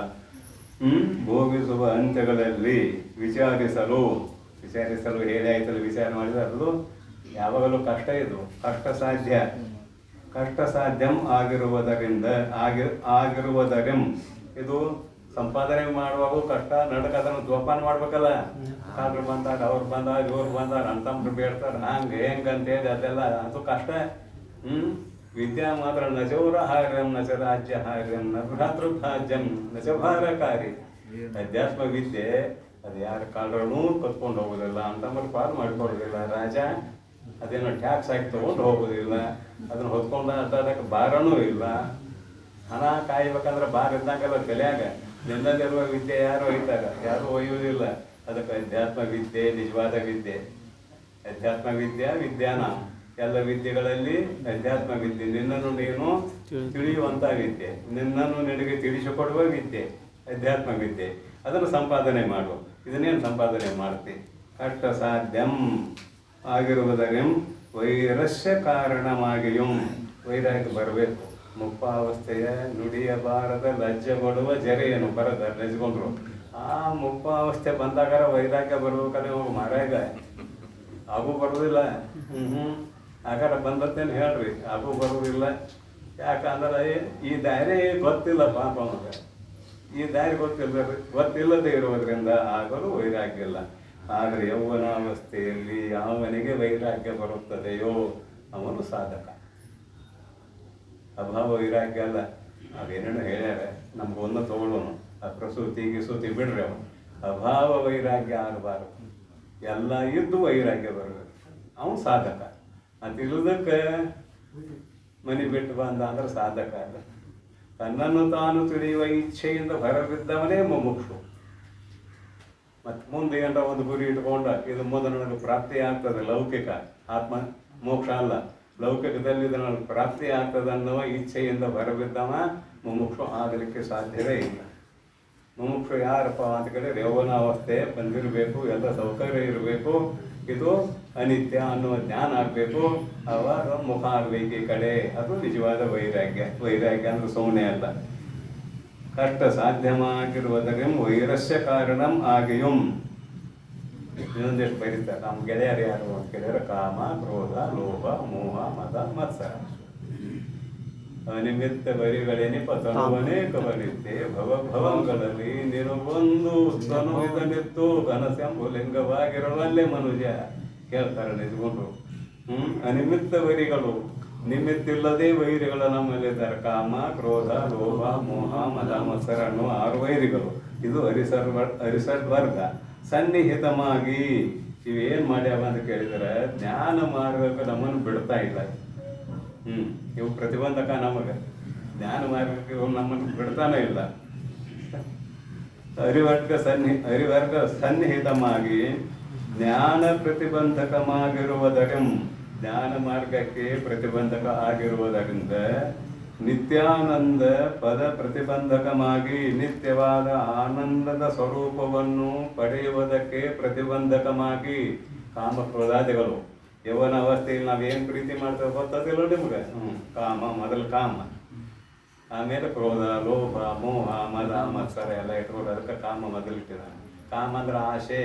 ಆಕುಂಚಿತ ಅರ್ಥ ಮಾಡಬೇಡ್ರಿ. ಕಾಮ ಅಂದ್ರೆ ಹೆಣ್ಣು ಗಂಡಿನ ಮೇಲ ಅಂತ ಅರ್ಥ ಮಾಡಬೇಡ್ರಿ. ಆಸೆ. ಆಸೆ ಬಂತಂದ್ರೆ ಅದಕ್ಕೆ ಬೆನ್ನು ಹಚ್ಚು ನೋಡ್ರಿ. ಬದುಕುವುದಕ್ಕೆ ಎಷ್ಟು ಆಸೆ ಬೇಕು ಅಷ್ಟು ಆಸೆ ಇರಲಿ, ಬೇಡ ಅಂದಿಲ್ಲ. ದುಡಿಬೇಕು, ಬದುಕುವುದಕ್ಕೆ ಎಷ್ಟು ಬೇಕು ಅಷ್ಟು ಬೇಕು. ಆದರೆ ಅಧಿಕವಾದ ಆಸೆ, ಅದರಲ್ಲಿಯೇ ಮುಳುಗಿ ಹೋಗಬೇಡ, ಅದುವೇ ನಿತ್ಯ ಅನ್ನಬೇಡ ಅಂತ ಇದರ ಅಭಿಪ್ರಾಯ. ಕಾಮ ಕ್ರೋಧಾದಿಗಳು ಅರಿಷಡ್ವರ್ಗಗಳು ನಮ್ಮೊಳಗಿದ್ದು ನಮ್ಮನ್ನೇ ನಾಶ ಮಾಡತಕ್ಕಂಥವುಗಳಿವು. ಅದಕ್ಕೆ ಅವ್ರಿಗೆ ವೈರಿಗಳು ಅಂದಾರೆ. ಅರಿಷಡ್ವರ್ಗ ಸನ್ನಿಹಿತವಾಗಿ ಜ್ಞಾನ ಪ್ರತಿಬಂಧಕವಾಗಿರುವುದರಿಂದ ನಿತ್ಯಾನಂದ ಪದ, ನಿತ್ಯಾನಂದ ಪದ ಅಂದ್ರೆ ರೂಪ, ನಿತ್ಯಾನಂದ ರೂಪವಾಗಿರುವ ಆತ್ಮನನ್ನು ತಿಳಿಯುವುದಕ್ಕೆ ಪ್ರತಿಬಂಧಕವಾಗಿ ಇವು ಪ್ರತಿಬಂಧಕ ಆಗಿರುವುದರಿಂದ ಸಂಸ್ಕೃತಿ ಅಂದ್ರೆ ಸಂಸಾರ ಅಂದ್ರೆ ಗಂಡ ಹೆಂಡತಿ ಆಗುದಂತ ಅರ್ಥ ಮಾಡಬೇಡ್ರಿ. ಪುನರಪಿ ಜನನಂ ಪುನರಪಿ ಮರಣಂ, ಮತ್ತೆ ಹುಟ್ಟೋದು ಮತ್ತೆ ಸಾಯಿತು ಸಂಸಾರ. ಇದಕ್ಕೆ ಯಾರು ಒಳಪಡ್ತಾರ ಅಂದ್ರೆ ಶರೀರನ ಅವ್ರೆಲ್ಲರೂ ಒಳಪಡ್ತಾರೆ. ಅವ್ರು ಯಾವುದೇ ಆಶ್ರಮದಲ್ಲಿರಲಿ, ಏನೇ ಬಟ್ಟೆ ಹಾಕಿರಲಿ, ಶರೀರ ನಾನು ಅನ್ನುವ ದೃಢವಾದ ನಿಶ್ಚಯ ಬುದ್ಧಿ ಅವರಲ್ಲಿದ್ರೆ ಸಂಸಾರಿಗಳೇ, ಮತ್ತೇನಿಲ್ಲ. ಪುನರಪಿ ಜನನಂ ಪುನರಪಿ ಮರಣಂ ಅಂತಂದ್ರೆ ಇಹ ಸಂಸಾರ ಅಂತ ಬರ್ತಾರೆ ಭಗವತ್ಪಾದರು. ಸಂಸ್ಕೃತಿಯು ದುಃಖ ರೂಪವೆಂದರಿತು. ಈ ಸಂಸಾರವು, ಈ ಶರೀರವೇ ದುಃಖ ರೂಪ ಅಂತ ಹೇಳಿದ್ರು ವೈರಾಗ್ಯ ಬರ್ತದ್ರಿ ಮಾರಾಯರ. ಮತ್ತೆ ಇದು ಸುಖ ರೂಪ ಅಂದಿವಿ, ವೈರಾಗ್ಯನೋ ಬರೋದೇ ಇಲ್ಲ. ದುಃಖ ರೂಪವೆಂದು ಅರಿತು ಅದಕ್ಕೊಂದು ದೃಷ್ಟಾಂತ ಕೊಟ್ಟಿದ್ದಾರೆ. ಹೆಂಗೆ ಕೊಟ್ಟಿದ್ದಾರೆ ಅಂದರೆ ಸ್ವವಾಂತಾಶನ ಮೂತ್ರ ಪುರುಷದಂತೆ. ನಿನ್ನ ಶರೀರದಿಂದಲೇ ಹೊರಗೆ ಬಂದಿರುವ 3 ಪದಾರ್ಥಗಳು. ನೀನು ಊಟ ಮಾಡಿದಿ, ಏನೋ ಒಂದು ಒಳಗೆ ಹೋಯ್ತು, ವಾಂತಿ ಮಾಡಿದಿ, ಒಳಗೆ ಹೋಗಿ ಹೊರಗೆ ಬಂದದ್ದು ಅಷ್ಟೇ, ಭಾಳೋತ್ತೇನಾಗಿಲ್ಲ. ಆದ್ರೆ ಅದನ್ನು ನಿನಗೆ ಮತ್ತೆ ಉಣ್ಣಾಕ ಮನಸ್ಸಾಕತ್ತೇನಂದ್ರೆ ಆಗೋದಿಲ್ಲ. ಇನ್ನು ಮೂತ್ರ ಪುರುಷದಂತೆ, ನಿನ್ನ ಶರೀರದಿಂದ ಬರುವ ಮೂತ್ರ ಮರದಂತೆ ಕಾಣಬೇಕಂತ. ಯಾವಾಗ ಕಾಣ್ತೇವಿ ಹೇಳ್ರಿ. ಮೊದಲು ಇದನ್ನು ನೋಡ್ರಿ ಹೆಂಗೆ, ಆಮೇಲೆ ಎಲ್ಲ ನೋಡಕ್ಕೆ ಬರ್ತದೆ. ಇದ್ರ ಮೊದಲು ನೋಡಕ್ಕಿಲ್ಲ. ಮೊದಲು ಹೊರಗೆ ಹೋಗ್ಬೇಡ್ರಿ, ಏಕದಮ್ ಹೊರಬಾರ ಶುರು ಆಗೋದಿಲ್ಲ. ಮೊದಲು ಇದನ್ನು ನೋಡ್ರಿ. ಯಾವಾಗ ಬಿಟ್ಟಿತ್ತು, ಯಾವಾಗ ಇದನ್ನು ತೊಳೆದು ಬಳಿದು ಸಾಕಾಗಬೇಕಲ್ಲ ಇವಾಗ. ಅಲ್ಲಿ ಭಾವನೆ ಇದೆಯಲ್ಲ, ನಾ ತೊಳೆಯವ ನಾ ಬೆಳೆಯವ ಅಂತ, ಅದು ಸಾಕಾಗಬೇಕು. ಮೂತ್ರ ಪುರುಷದಂತೆ ಭೋಗದೋಳ್ ಮನ ಬೆಳೆಸದೆ. ಅನಾಸಕ್ತಿಯಿಂದ ಊಟ ಮಾಡಬೇಡ ಅಂದಿಲ್ಲ, ಅನಾಸಕ್ತಿಯಿಂದ ಇದನ್ನು ಜೋಪಾನ ಮಾಡಬೇಡ ಅಂದಿಲ್ಲ, ಅನಾಸಕ್ತಿಯಿಂದ ಇದಕ್ಕೆ ಬಟ್ಟೆ ಹಾಕಬೇಡ ಅಂದಿಲ್ಲ. ಅಂತೂ ಆಸಕ್ತಿ ಬೇಡ ಅನ್ನೋದು ಭಾಳ ಮುಖ್ಯ. ಮನ ಬೆಳೆಸದೆ ಸನ್ಯಾಸಿಯಾಗುವುದೇ. ಯಾವುದು ಸನ್ಯಾಸ? ಮಾನ್ಯ ಹೇಳಿದ್ದೇನೆ, ಕಾವಿ ಬಟ್ಟೆ ಸನ್ಯಾಸ ಅಲ್ಲ, ಎಲ್ಲವನ್ನು ಬಿಡುವುದೇ ಸನ್ಯಾಸ. ಮನಸ್ಸಿನಿಂದ ಬಿಡುವುದು ಅಂದ್ಕೊಂಡು ನೀವು ಎಲ್ಲಾರ ಏನಾರು ಅರ್ಥ ಮಾಡಬೇಡ್ರಿ. ಮನಸ್ಸಿನಿಂದ ಬಿಡುವುದು ಸನ್ಯಾಸಿಯಾಗಿ ಹೋದೆ. ಇಹ ಮುತ್ರಾತ ಫಲಭೋಗ ವಿರಾಗವು ಎಂಬ ಸಾಧನವು ಎನಿಸುವುದು. ಇದು ವೈರಾಗ್ಯ ಎಂಬುವ ಸಾಧನ ಅಂತ ನಿಜಗೊಂಡ್ರು ವಿಸ್ತಾರವಾಗಿ ಬರ್ಕೊಂಡು ಬಂದಿದ್ದಾರೆ. ನಾವು ಸುಮ್ಮನೆ ಹೇಳ್ತೇವಲ್ಲ, ಇಹ ನಿತ್ಯಾನಿತ್ಯ ವಸ್ತು ವಿವೇಕ 1, ಇಹ ಮುತ್ರಾರ್ಥ ಫಲಭೋಗ ವಿರಾಗ 2, ಸಮಾಧಿ ಸಂಪತ್ತಿ 3, ಆಮೇಲೆ ಮುಮುಕ್ಷುತ್ವ 4. ಮುಮುಕ್ಷುತ್ವದ ಬಗ್ಗೆ ಬರೀತಾರೆ, ನೋಡೋಣ ಮುಂದೆ. ಇದು ವೈರಾಗ್ಯ ಆಯ್ತಲ್ಲ. ಇದು ವಿರಾಗವೆಂಬ ಸಾಧನವೆನಿಸುವುದು. ಶಮ ದಮ, ಮನಸ್ಸನ್ನು ನಿರೋಧ ಮಾಡೋದು. ಶಮ ದಮ, ಬಾಹ್ಯೇಂದ್ರಿಯಗಳನ್ನು ತಡೆ ಹಿಡಿಯುವುದು ನಿರೋಧ. ತಿತಿಕ್ಷೆ, ಪ್ರಾರಬ್ಧ ಕರ್ಮದಿಂದ ಈ ಶರೀರಕ್ಕೆ ಸುಖ ದುಃಖಾದಿಗಳು ಬಂದದ್ದಾದರೆ ತಿತಿಕ್ಷೆ. ಸಮಾಧಾನ, ಮನಸ್ಸು ಶಾಂತವಾಗಿರುವುದೇ ಸಮಾಧಾನ. ಶ್ರದ್ಧಾ, ಶ್ರದ್ಧೆ, ಉಪರತೆ ಅಂತ ಅಂದ್ಬಿಟ್ರು ಇಲ್ಲಿ ಭಕ್ತಿ ಹಾಕ್ಯಾರ ಗುರುಗಳು, ಇವ್ರ ಪ್ರಕಾರ ಮಾತಾಡೋಣ. ಶ್ರದ್ಧೆ, ವಿಶ್ವಾಸ. ಏನು ವಿಶ್ವಾಸ? ಗುರುಗಳಲ್ಲಿ ದೃಢವಾದ ವಿಶ್ವಾಸ ಇರಬೇಕು, ಅಂದರೆ ನಂಬಿಕೆ ಇರಬೇಕು, ಶಾಸ್ತ್ರದಲ್ಲಿ ನಂಬಿಕೆ ಇರಬೇಕು. ಇವರನ್ನು ನಂಬಿದ್ರೆ ನಾನು ಉದ್ಧಾರ ಆಗಿಯೇ ತೀರುತ್ತೇನೆ ಅನ್ನುವ ವಿಶ್ವಾಸ ಇರಬೇಕು. ಶ್ರದ್ಧಾ, ಭಕ್ತಿಗಳು. ಭಕ್ತಿ ಅನ್ನೋದು ಪರಮಾತ್ಮ ನೆನಪು ಮಾಡ್ತಾರೆ. ಭಕ್ತಿ ಏನೆಲ್ಲವನ್ನು ಪರಮಾತ್ಮನಿಗೆ ಅರ್ಪಿಸ್ಬೋದು. ನೀವು ಮಾಡು ಕರ್ತವ್ಯ ಎಲ್ಲ ಮಾಡು, ಶಿವಾರ್ಪಣ ಮಸ್ತು. ನಿಮ್ಮ ಇಷ್ಟ ದೇವತೆ, ನಾ ಶಿವಾರ್ಪಣ ಮಸ್ತು ಅಂತ ಬರೀ ಶಿವ ಅಂತ ಹೇಳಿನಿ ಅಂತ ಅರ್ಥ ಮಾಡಬೇಡ್ರಿ. ಕೃಷ್ಣ ಅರ್ಪಣ ಮಸ್ತು ಅನ್ರಿ, ವಿಷ್ಣುವಿಗೆ ಅರ್ಪಣೆ ಮಾಡಿರಿ. ಕೃಷ್ಣಗೆ ಅರ್ಪಣೆ ಮಾಡಿ ವಿಷ್ಣುವಿಗೆ ಆಗ್ತಾನೆ. ನಿಮ್ಮ ಇಷ್ಟ ದೇವತೆಗಳು, ಅವರಿಗೆ ಅರ್ಪಣೆ ಮಾಡಿರಿ. ನೀವೇನ ಕೊಡೋದು ಬೇಕಾಗಿಲ್ಲ, ಭಾವದಿಂದ ಅರ್ಪಣೆ ಮಾಡಿರಿ. ಆಮೇಲೆ ಇದು ಶ್ರದ್ಧಾ, ಭಕ್ತಿಗಳು 6 ಇವು 6 ಸಮಾಧಿ ಷಟ್ಕಂ ಎನಿಸುವುದು.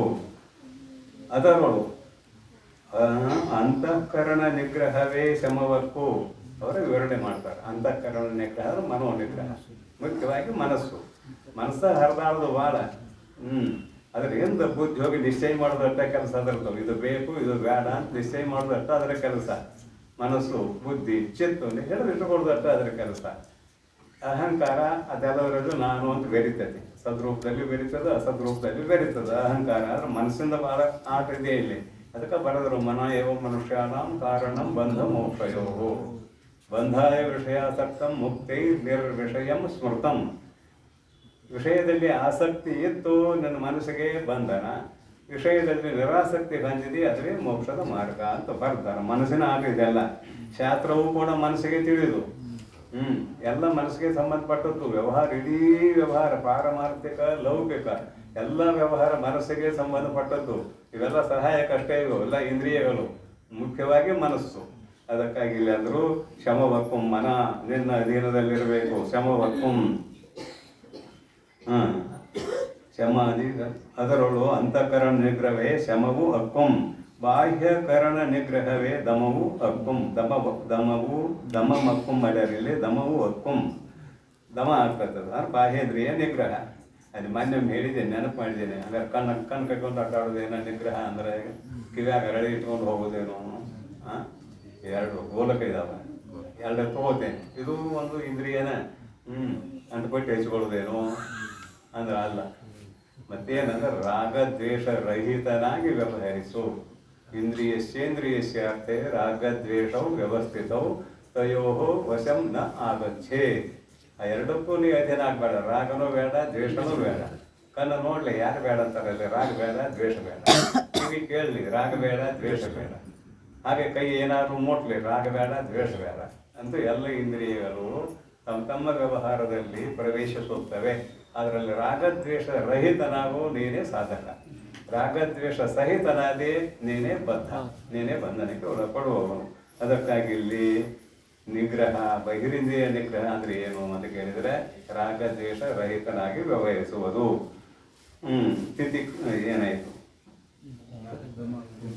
ಶಮವಕ್ಕುಂ ಬಾಹ್ಯೇಂದ್ರಿಯ ನಿಗ್ರಹವೇ ದಮವಕ್ಕುಂ.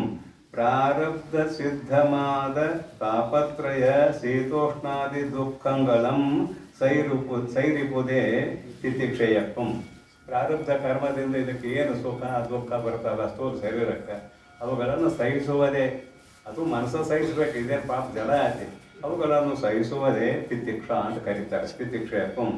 ಕಾಮಕ್ರೋಧಾದಿ ಕಲುಷಮಾದ ಅಥವಾ ಕಲುಷಿತಮಾಗದೆ ಅಂತ ನಾವು ಕೂಡಿಸಿ ಓದ್ತೇನೆ 2 ಅಕ್ಷರ. ಕಾಮಕ್ರೋಧಾದಿ ಕಲುಷಮಾಗದೆ ಸಾತ್ವಿಕವಾದ ಚಿತ್ತಸ್ಥೈರ್ಯವೇ ಸಮಾಧಾನವಾಗಿರುವುದು. ಇಲ್ಲಿ ಕಾಮ ಇಲ್ಲ, ಕ್ರೋಧ ಇಲ್ಲ, ಲೋಭ ಇಲ್ಲ, ಮೋಹ ಇಲ್ಲ, ಮದ ಮತ್ಸರಾದಿಗಳಿಲ್ಲ, ರಾಗದ್ವೇಷಗಳಿಲ್ಲ. ಕಲುಷಿತಮಾಗದೆ, ಇವುಗಳಿಂದ ಕಲುಷಿತಮಾಗದೆ ಸಾತ್ವಿಕವಾದ ಸತ್ವಗುಣ ಪ್ರಧಾನವಾದ ಚಿತ್ತಸ್ಥೈರ್ಯವೇ, ಅಂತಃಕರಣದ ಧೈರ್ಯವೇ ಸಮಾಧಾನವಾಗಿರುವುದು. ಇದಕ್ಕೆ ಸಮಾಧಾನ ಅಂತ ಕರೀತಾರೆ. ಆತ್ಮನಲ್ಲಿ ಸ್ಥಿರವಾಗಿರುವುದಂತ ಇಲ್ಲಿ ಅರ್ಥ ಮಾಡೋದಿಲ್ಲ ನಾವು. ಯಾಕಂತ ಕೇಳಿದರೆ ಇದು ಅಧಿಕಾರಿ ಲಕ್ಷಣ ಹೇಳಿಕೊಂಡಿದ್ದಾರೆ. ಸಮಾಧಾನ ಅಂದ್ಕೊಳ್ಳಿ ಆತ್ಮನಲ್ಲಿ ಸ್ಥಿರವಾಗಿರುವುದು ಅಂತ ಅರ್ಥ ಮಾಡ್ತೇವೆ. ಅದು ಸಾಧಕ ಜ್ಞಾನ ಮಾರ್ಗವನ್ನು ಕೊನೆಗೆ ಹೇಳುವಂಥ ಮಾತು. ಇದು ಅಧಿಕಾರಿಯ ವಿಷಯ ಹೇಳುವಾಗ ಅದನ್ನು ಹಂಗೆ ಅರ್ಥ ಮಾಡೋಕ್ಕೆ ಬರೋದಿಲ್ಲ. ಗುರು ವೇದಾಂತ ವಾಕ್ಯಗಳು ದೃಢತರವಾದ ವಿಶ್ವಾಸವೇ ಶ್ರದ್ಧೆ ಎನಿಸುವುದು. ಆಯ್ತಲ್ಲ, ಇದನ್ನೇನು ವಿವರಣೆ ಮಾಡುವ ಕಾರಣ ಇಲ್ಲ. ನಿನ್ನ ಮ್ಯಾಲಡಿ ಅಷ್ಟು ಪ್ರೀತಿ ಇದೆ, ಅಷ್ಟು ಪ್ರೀತಿ ಗುರುಗಳು ಸರಿಯಾದ ಮ್ಯಾಲಿಡು. ನಿನ್ನ ವಚನದಲ್ಲಿ ನಿನಗೆ ಎಷ್ಟು ಪ್ರೀತಿ ಇದೆ ಅಷ್ಟು ಶಾಸ್ತ್ರದ ವಾಕ್ಯಗಳಲ್ಲಿ ಪ್ರೀತಿ ಇಡು, ಆಸಕ್ತಿ ಇಡು. ನಿನ್ನ ಬಂಧು ಬಾಂಧವರು ಅದರಾಗ ಅತಿ ಸಮೀಪ ಯಾರು ಅಂದ್ರೆ ಭಾರ್ಯ ಮಿತ್ರಂ ಗೃಹೇಶು ಚ. ಭಾಳ ನಿನಗೆ ಮಿತ್ರ ಯಾರು ಅಂತ ಹೇಳಿದ್ರೆ ಹೆಂಡತಿಗೆ ಮಿತ್ರ ಯಾರು ಅಂತ ಕೇಳಿದ್ರೆ ಗಂಡ. ತಾಯಿ ತಂದೆಗಳನ್ನು ಬಿಟ್ಟು ಹೋಗ್ತಾರೆ, ಬೇರೆ ಅಕ್ಕಾರ. ಮತ್ತು ಇದನ್ನೇ ಯಾಕೆ ಬರೋದು ಶಾಸ್ತ್ರಕಾರರು? ಹೆಂಡತಿ ಪರಮ ಮಿತ್ರ, ಗಂಡನೇ ಪರಮ ಮಿತ್ರ ಅಂತ ಯಾಕೆ ಬರೋರು? ಗೊತ್ತಾಯ್ತದ. ತಾಯಿ ತಂದೆ ಬಿಡ್ತಾರೆ, ಆದ್ರೆ ಹೆಂಡತಿ ಬಿಡುವುದಿಲ್ಲ, ಗಂಡನ್ನ ಬಿಡುವುದಿಲ್ಲ. ಭಾರ್ಯ ಮಿತ್ರ ಗೃಹೇಶು ಚ. ಅಲ್ಲಿ ಎಷ್ಟು ವಿಶ್ವಾಸ ನನಗೆ ಅಷ್ಟು ವಿಶ್ವಾಸ ಗುರುಗಳಲ್ಲಿ ಇಡು, ಮಾತಿನಲ್ಲಿ ಇಡು, ಗುರುಗಳ ಮಾತಿನಲ್ಲಿ ಇಡು, ವೇದಾಂತದ ವಾಕ್ಯಗಳಲ್ಲಿ ಇಡು. ಇದು ಶ್ರದ್ಧೆ. ವಿಶ್ವಾಸವೇ ಶ್ರದ್ಧೆ ಎನಿಸುವುದು. ಪರಮೇಶ್ವರನೊಳಗೆ ಆರಾಧ್ಯತ್ವ. ಅವ ಆರಾಧ್ಯ, ನಾವು ಆರಾಧಕರು. ಅವನು ಪೂಜಿಸಿಕೊಳ್ಳುವವನು, ನಾವು ಪೂಜಿಸುವವರು. ಅವನೇ ನಮ್ಮ ಒಡೆಯ, ನಾವು ಅವನ ಸೇವಕರು. ಇದೆಲ್ಲ ಭಾವನೆ. ಪರಮೇಶ್ವರನೊಳಗೆ ಆರಾಧ್ಯತ್ವ, ತನ್ನೊಳಗೆ ಆರಾಧಕತ್ವ. ಆರಾಧ್ಯ ಆರಾಧಕತ್ವ ಗೊತ್ತಾಯ್ತಲ್ಲ. ಗುರುವಿನೋಳು ಸೇವ್ಯತ್ವ, ತನ್ನೋಳು ಸೇವಕತ್ವ. ಗುರು ಸೇವಿಸಿಕೊಳ್ಳುವುದಕ್ಕೆ, ಸೇವಾ ಮಾಡಿಸಿಕೊಳ್ಳುವುದಕ್ಕೆ ಯೋಗ್ಯ, ನೀನು ಸೇವಾ ಮಾಡುವುದಕ್ಕೆ ಯೋಗ್ಯ. ವೇದಾಂತ ಶಾಸ್ತ್ರದೋಳು, ವೇದಾಂತ ಶಾಸ್ತ್ರದಲ್ಲಿ ಶಾಸನತ್ವ, ತನ್ನೋಳು ಶಾಸ್ಯತ್ವ. ವೇದಾಂತ ಶಾಸ್ತ್ರ ಹೀಗೆ ಮಾಡು, ಇದನ್ನು ಮಾಡಬೇಡ. ಇದು 2 ಭಾಗ ಅಂತ ಹೇಳಿದ್ದಾರೆ ಮೊದಲು. ಶಾಸ್ತಿ ಇತಿ ಶಾಸ್ತ್ರ ಒಂದು ಭಾಗ, ಅಜ್ಞಾತ ಜ್ಞಾಪಕಂ ಶಾಸ್ತ್ರಂ ಇನ್ನೊಂದು ಭಾಗ. ಕೈವಲ್ಯ ಪದ್ಧತಿ ಉದಾಹರಣೆಗೆ ಇಟ್ಕೊಳ್ರಿ. 4 ಸ್ಥಳಗಳಲ್ಲಿ ಏನು ಹೇಳ್ತಾರಲ್ಲ ಅದು ಶಾಸ್ತಿ ಇತಿ ಶಾಸ್ತ್ರ. ಅಲ್ಲಿ ವಚನಗಳು ಹೀಗೆ ಮಾಡು ಹೀಗೆ ಬಿಡು ಅಂತ ಹೇಳ್ತದೆ 4 ಸ್ಥಳಗಳಲ್ಲಿ. 5ನೇ ಸ್ಥಳ ಇದೆಯಲ್ಲ, ಅಜ್ಞಾತ ಜ್ಞಾಪಕಂ ಶಾಸ್ತ್ರಂ. ನಿನ್ನ ಸ್ವರೂಪ ನಿನಗೆ ಗೊತ್ತಿಲ್ಲ, ಅದನ್ನು ತಿಳಿಸಿಕೊಡುವುದೇ ಶಾಸ್ತ್ರ. 2 ಭಾಗ ಮಾಡ್ತೇವೆ ಶಾಸ್ತ್ರದಲ್ಲಿ. ಅಜ್ಞಾತ ಜ್ಞಾಪಕಂ ಶಾಸ್ತ್ರಂ ಇದು ಕೊನೆ ಭಾಗ, ಶಾಸ್ತಿ ಇತಿ ಶಾಸ್ತ್ರಂ ಮೊದಲಿನ ಭಾಗ. ಅದಕ್ಕೆ ಇಲ್ಲಿ ಬರೋದು ಏನಂತ, ವೇದಾಂತ ಶಾಸ್ತ್ರದೋಳು ಶಾಸನತ್ವ, ತನ್ನೋಳು ಶಾಸ್ಯತ್ವ. ಅದು ಹೀಗೆ ಮಾಡು, ಇದನ್ನು ಬಿಡು ಅಂತ ಹೇಳ್ತಾರೆ. ಅದು ಶಾಸನತ್ವ, ಅದನ್ನು ಮಾಡಬೇಕು ನೀನು ಅನ್ನೋಷ್ಟು ಅನ್ನಕ್ಕೆ ತರಬೇಕು, ಶಾಸ್ಯತ್ವ. ಈ ಮೇಲೆ ನಂಬಿರುವುದೇ ಭಕ್ತಿ ಎನಿಸುವುದು. ಈ ರೀತಿಯಾಗಿ ನಂಬುಗೆ ಎನ್ನೆಲ್ಲಿದೆಯಲ್ಲ ಅದು ಭಕ್ತಿ ಎಂದು ಕರೆಯಿಸಿಕೊಳ್ಳುತ್ತದೆ. ತುಂಬಿದ ಮನೆಯ ಕಿಚ್ಚಿಂದ ಆವರಿಸಿಯೂ ಉರಿಗೊಳಲ್ ಒಳಗಿಪ್ಪ ಕುಟುಂಬಿಗನು ಮಡದಿ ಮಕ್ಕಳು ಮೊದಲಾದವ ಬಿಟ್ಟು ತಾನು ಉರಿದು ಓಡುವಂತೆ. ಮೊಮೋಕ್ಷ ಅಂತೇವಲ್ಲ, ಸುಮ್ಮನೆ ಅಲ್ಲ. ಮೊಮೋಕ್ಷ ಬರೀತಾರೆ, ಮುಗಿಸೇ ಬಿಡೋಣ, ಏನು ಟೈಮ್ ನೋಡ್ಬೇಡ್ರಿ. ಜನನ ಮರಣ ದುಃಖ ಪ್ರವಾಹ ರೂಪವಾದ ಸಂಸಾರ ತಾಪವಂ ಸಹಿಸಲಾರದೆ ಮೋಕ್ಷವಂ ಕಾಂಕ್ಷಿಸಿ ಸರ್ವ ಸನ್ಯಸ್ತನಾಗುವುದೇ ಮುಮುಕ್ಷುತ್ವವೆಂಬ ಮುಖ್ಯ ಸಾಧನವು ಎಂದು ಅರಿಯುವುದು.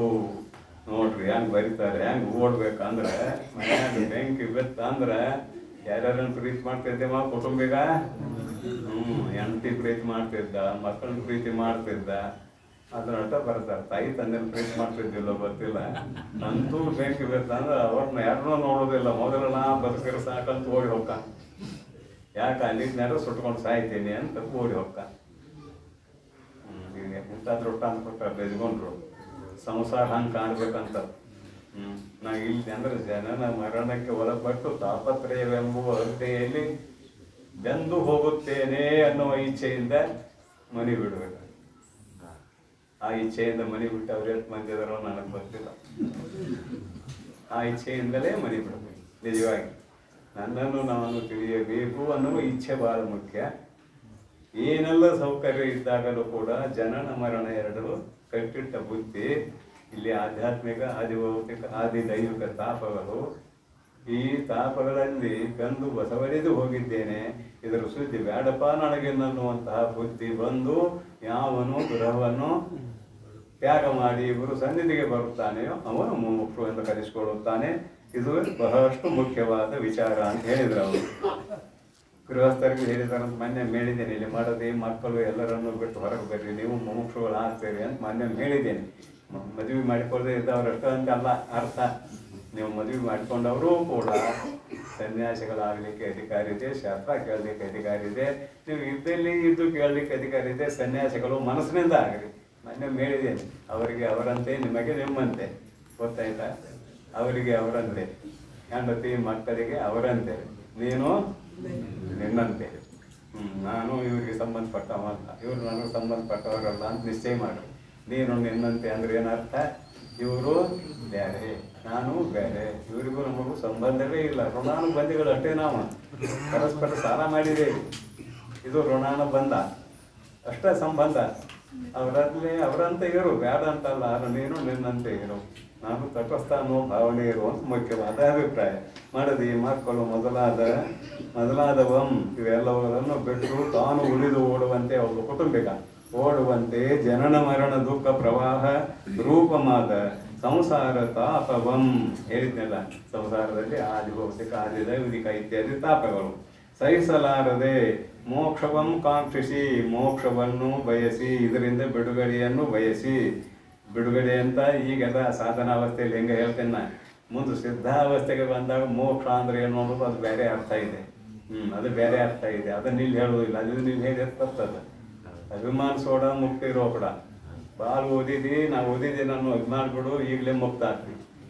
ಕೇಳಿಸೋದಕ್ಕೆ ಅಭಿಮಾನದ ಧನವೆನ್ನುಂಟೆ ನೀತಿ ಕ್ರಿಯೆ ಆಚರಿಸ್ತಾರ. ಅಭಿಮಾನ ಅಂದ್ರೆ ನಾಚಿಕೆಯಾಗಿ ಬಾಳ್ಬೇಡ ಅಂತದ್ರ ಅರ್ಥ, ಮತ್ತೇನಿಲ್ಲ. ಅಭಿಮಾನಿಯಾಗಿ ಬಾಳು, ನಿನ್ನ ವರ್ಣ ಆಶ್ರಮಕ್ಕೆ ಅನುಗುಣವಾದ ರೀತಿಯಿಂದ ನೀತಿಯುಳ್ಳವನಾಗು ಅನ್ನುವ ಅಭಿಪ್ರಾಯ ಇದೆ. ಅಲ್ಲಿ ಅಭಿಮಾನ ಕಳ್ಕೊಂಡ ಬದುಕಬೇಡ. ಆದ್ರೆ ತತ್ವಜ್ಞಾನ ಪಡ್ಕೊಂಡ ನಾನು ಭಾಳ ಓದಿದ್ದೀನಿ ಅಂತ ಅಭಿಮಾನ ಬಿಡು, ಮುಕ್ತಿ ಆಗ್ತದ ಅಂತ ಹೇಳ್ತದ ಶಾಸ್ತ್ರ. ಅಭಿಮಾನ ಬಿಡು, ಮುಕ್ತಿ ಆಗ್ತದೆ. ಓದಿದವ್ರು ಯಾರು? ನೀವು ಓದಿದೆಯಾ? ಅಂತಃಕರಣ ಓದಿ, ಸೂಕ್ಷ್ಮ ಶರೀರ ಓದೈತಿ, ನಿನಗೂ ಅದಕ್ಕೇನು ಸಂಬಂಧ ಸೂತ್ರ ಅದು ಓದಿತ್ತು, ನಾನು ಓದಿದ್ದೇನೆ ಅಂತಿಲ್ಲ. ಇದು ಅಭಿಮಾನ ಬಿಡದ, ಅವಾಗ ನೀವು ಮುಕ್ತ ಆಗ್ತೀಯ ಅಂತ ಅಲ್ಲಿ ಅನ್ವಾಗಿ ಮಾಡಬೇಕು. ಅಭಿಮಾನ ಸೋಡ ಮುಕ್ತಿ ರೋಗರಲ್ರಿ ಅಭಿಮಾನ ಬಿಡುತ್ತೆ ಅಂತ. ಮತ್ತೆ ಎಲ್ಲ ಸಮಯದಲ್ಲಿ ಅಭಿಮಾನ ಬಿಟ್ಟು ಬಾಳೆ ಮಾಡಿದ್ರೆ ಹೆಂಗೆ? ಅದಕ್ಕೆ ಸ್ವಾಭಿಮಾನ ಇರಬೇಕು, ದುರಭಿಮಾನ ಇರಬಾರ್ದು. ಇಷ್ಟು ಅರ್ಥ. ಇಲ್ಲಿ ಸಹಿಸಲಾರದೆ ಸಂಸಾರ ಯಾವುದು? ಸಂಸಾರ ಸಂತಾಪಮಂ ಸಹಿಸಲಾರದೆ ಮೋಕ್ಷವಂ ಕಾಂಕ್ಷಿಸಿ, ಮೋಕ್ಷವನ್ನು ಇದರಿಂದ ಬಿಡುಗಡೆಯನ್ನು ಹೊಂದಬೇಕೆಂಬ ಇಚ್ಛೆಯುಳ್ಳವನು ಸರ್ವ ಸನ್ಯಸ್ತನಾಗುವುದೇ, ಎಲ್ಲವನ್ನು ಮನಸ್ಸಿನಿಂದ ಬಿಟ್ಟಿರುವುದೇ, ಸನ್ಯಸ್ತನಾಗುವುದೇ ಮುಮುಕ್ಷುತ್ವವೆಂಬ ಮುಖ್ಯ ಸಾಧನವು ಎಂದು ಅರಿವುದು. ಇದುವೇ ಮುಮುಕ್ಷುತ್ವ ಅಂತ. ಸಾಧನ ಚತುಷ್ಟಯ ಸಂಪತ್ತನ್ನು ಹೇಳಿದ್ದಾರೆ. ನಿಜವಾದ ಸಂಪತ್ತು ನಮಗೆ ಯಾವುದು ಅಧ್ಯಾತ್ಮದಲ್ಲಿ ಅಂದ್ರೆ ನಮ್ಮನ್ನು ನಾವು ತಿಳಿಯುವ ಮಾರ್ಗದಲ್ಲಿ ನಿಜವಾದ ಸಂಪತ್ತು ಯಾವುದು ಅಂದ್ರೆ ಇದೆ. 9 ಗುಣ ಇದಾವೆ. 9 ಗುರು ದೇವತಾ ಭಕ್ತಿ, ಹೊರಭೇದ ವಿಧಿನಿಷ್ಠೆ, ವಿರತಿ ಮುಂತಾದ ನವ ಸುಚಾರಿತ್ರಂಗಳೆಲ್ಲವನ್ನೇ ಶಿಷ್ಯ ನೆನೆಸುವನು ಅನುಭವಸಾರ ಬರುತ್ತಾರೆ. ಇವರೇ ಗುರುಗಳು ಬರುತ್ತಾರೆ. ಇಲ್ಲಿ ಹೇಳುವಂಥ 9 ಗುಣಗಳು ಯಾರಲ್ಲಿ ಇವೆಯೋ ಅವರೇ ನಿಜವಾದ ಮುಮುಕ್ಷುಗಳು. ಇವರು ಸಾಧನ ಚತುಷ್ಟಯ ಸಂಪತ್ತು ಅರಿತರು ಅನ್ನುವಂತಹ ವಿಷಯ ಮುಗಿತು. ಮತ್ತು ಮುಂದಿನ ವಿಷಯ ನಾಳೆ ನೋಡೋಣವೆಂದು ಹಾರೈಸಿ ವಿರಮಿಸುತ್ತೇನೆ. ಓಂ ತತ್ಸತ್.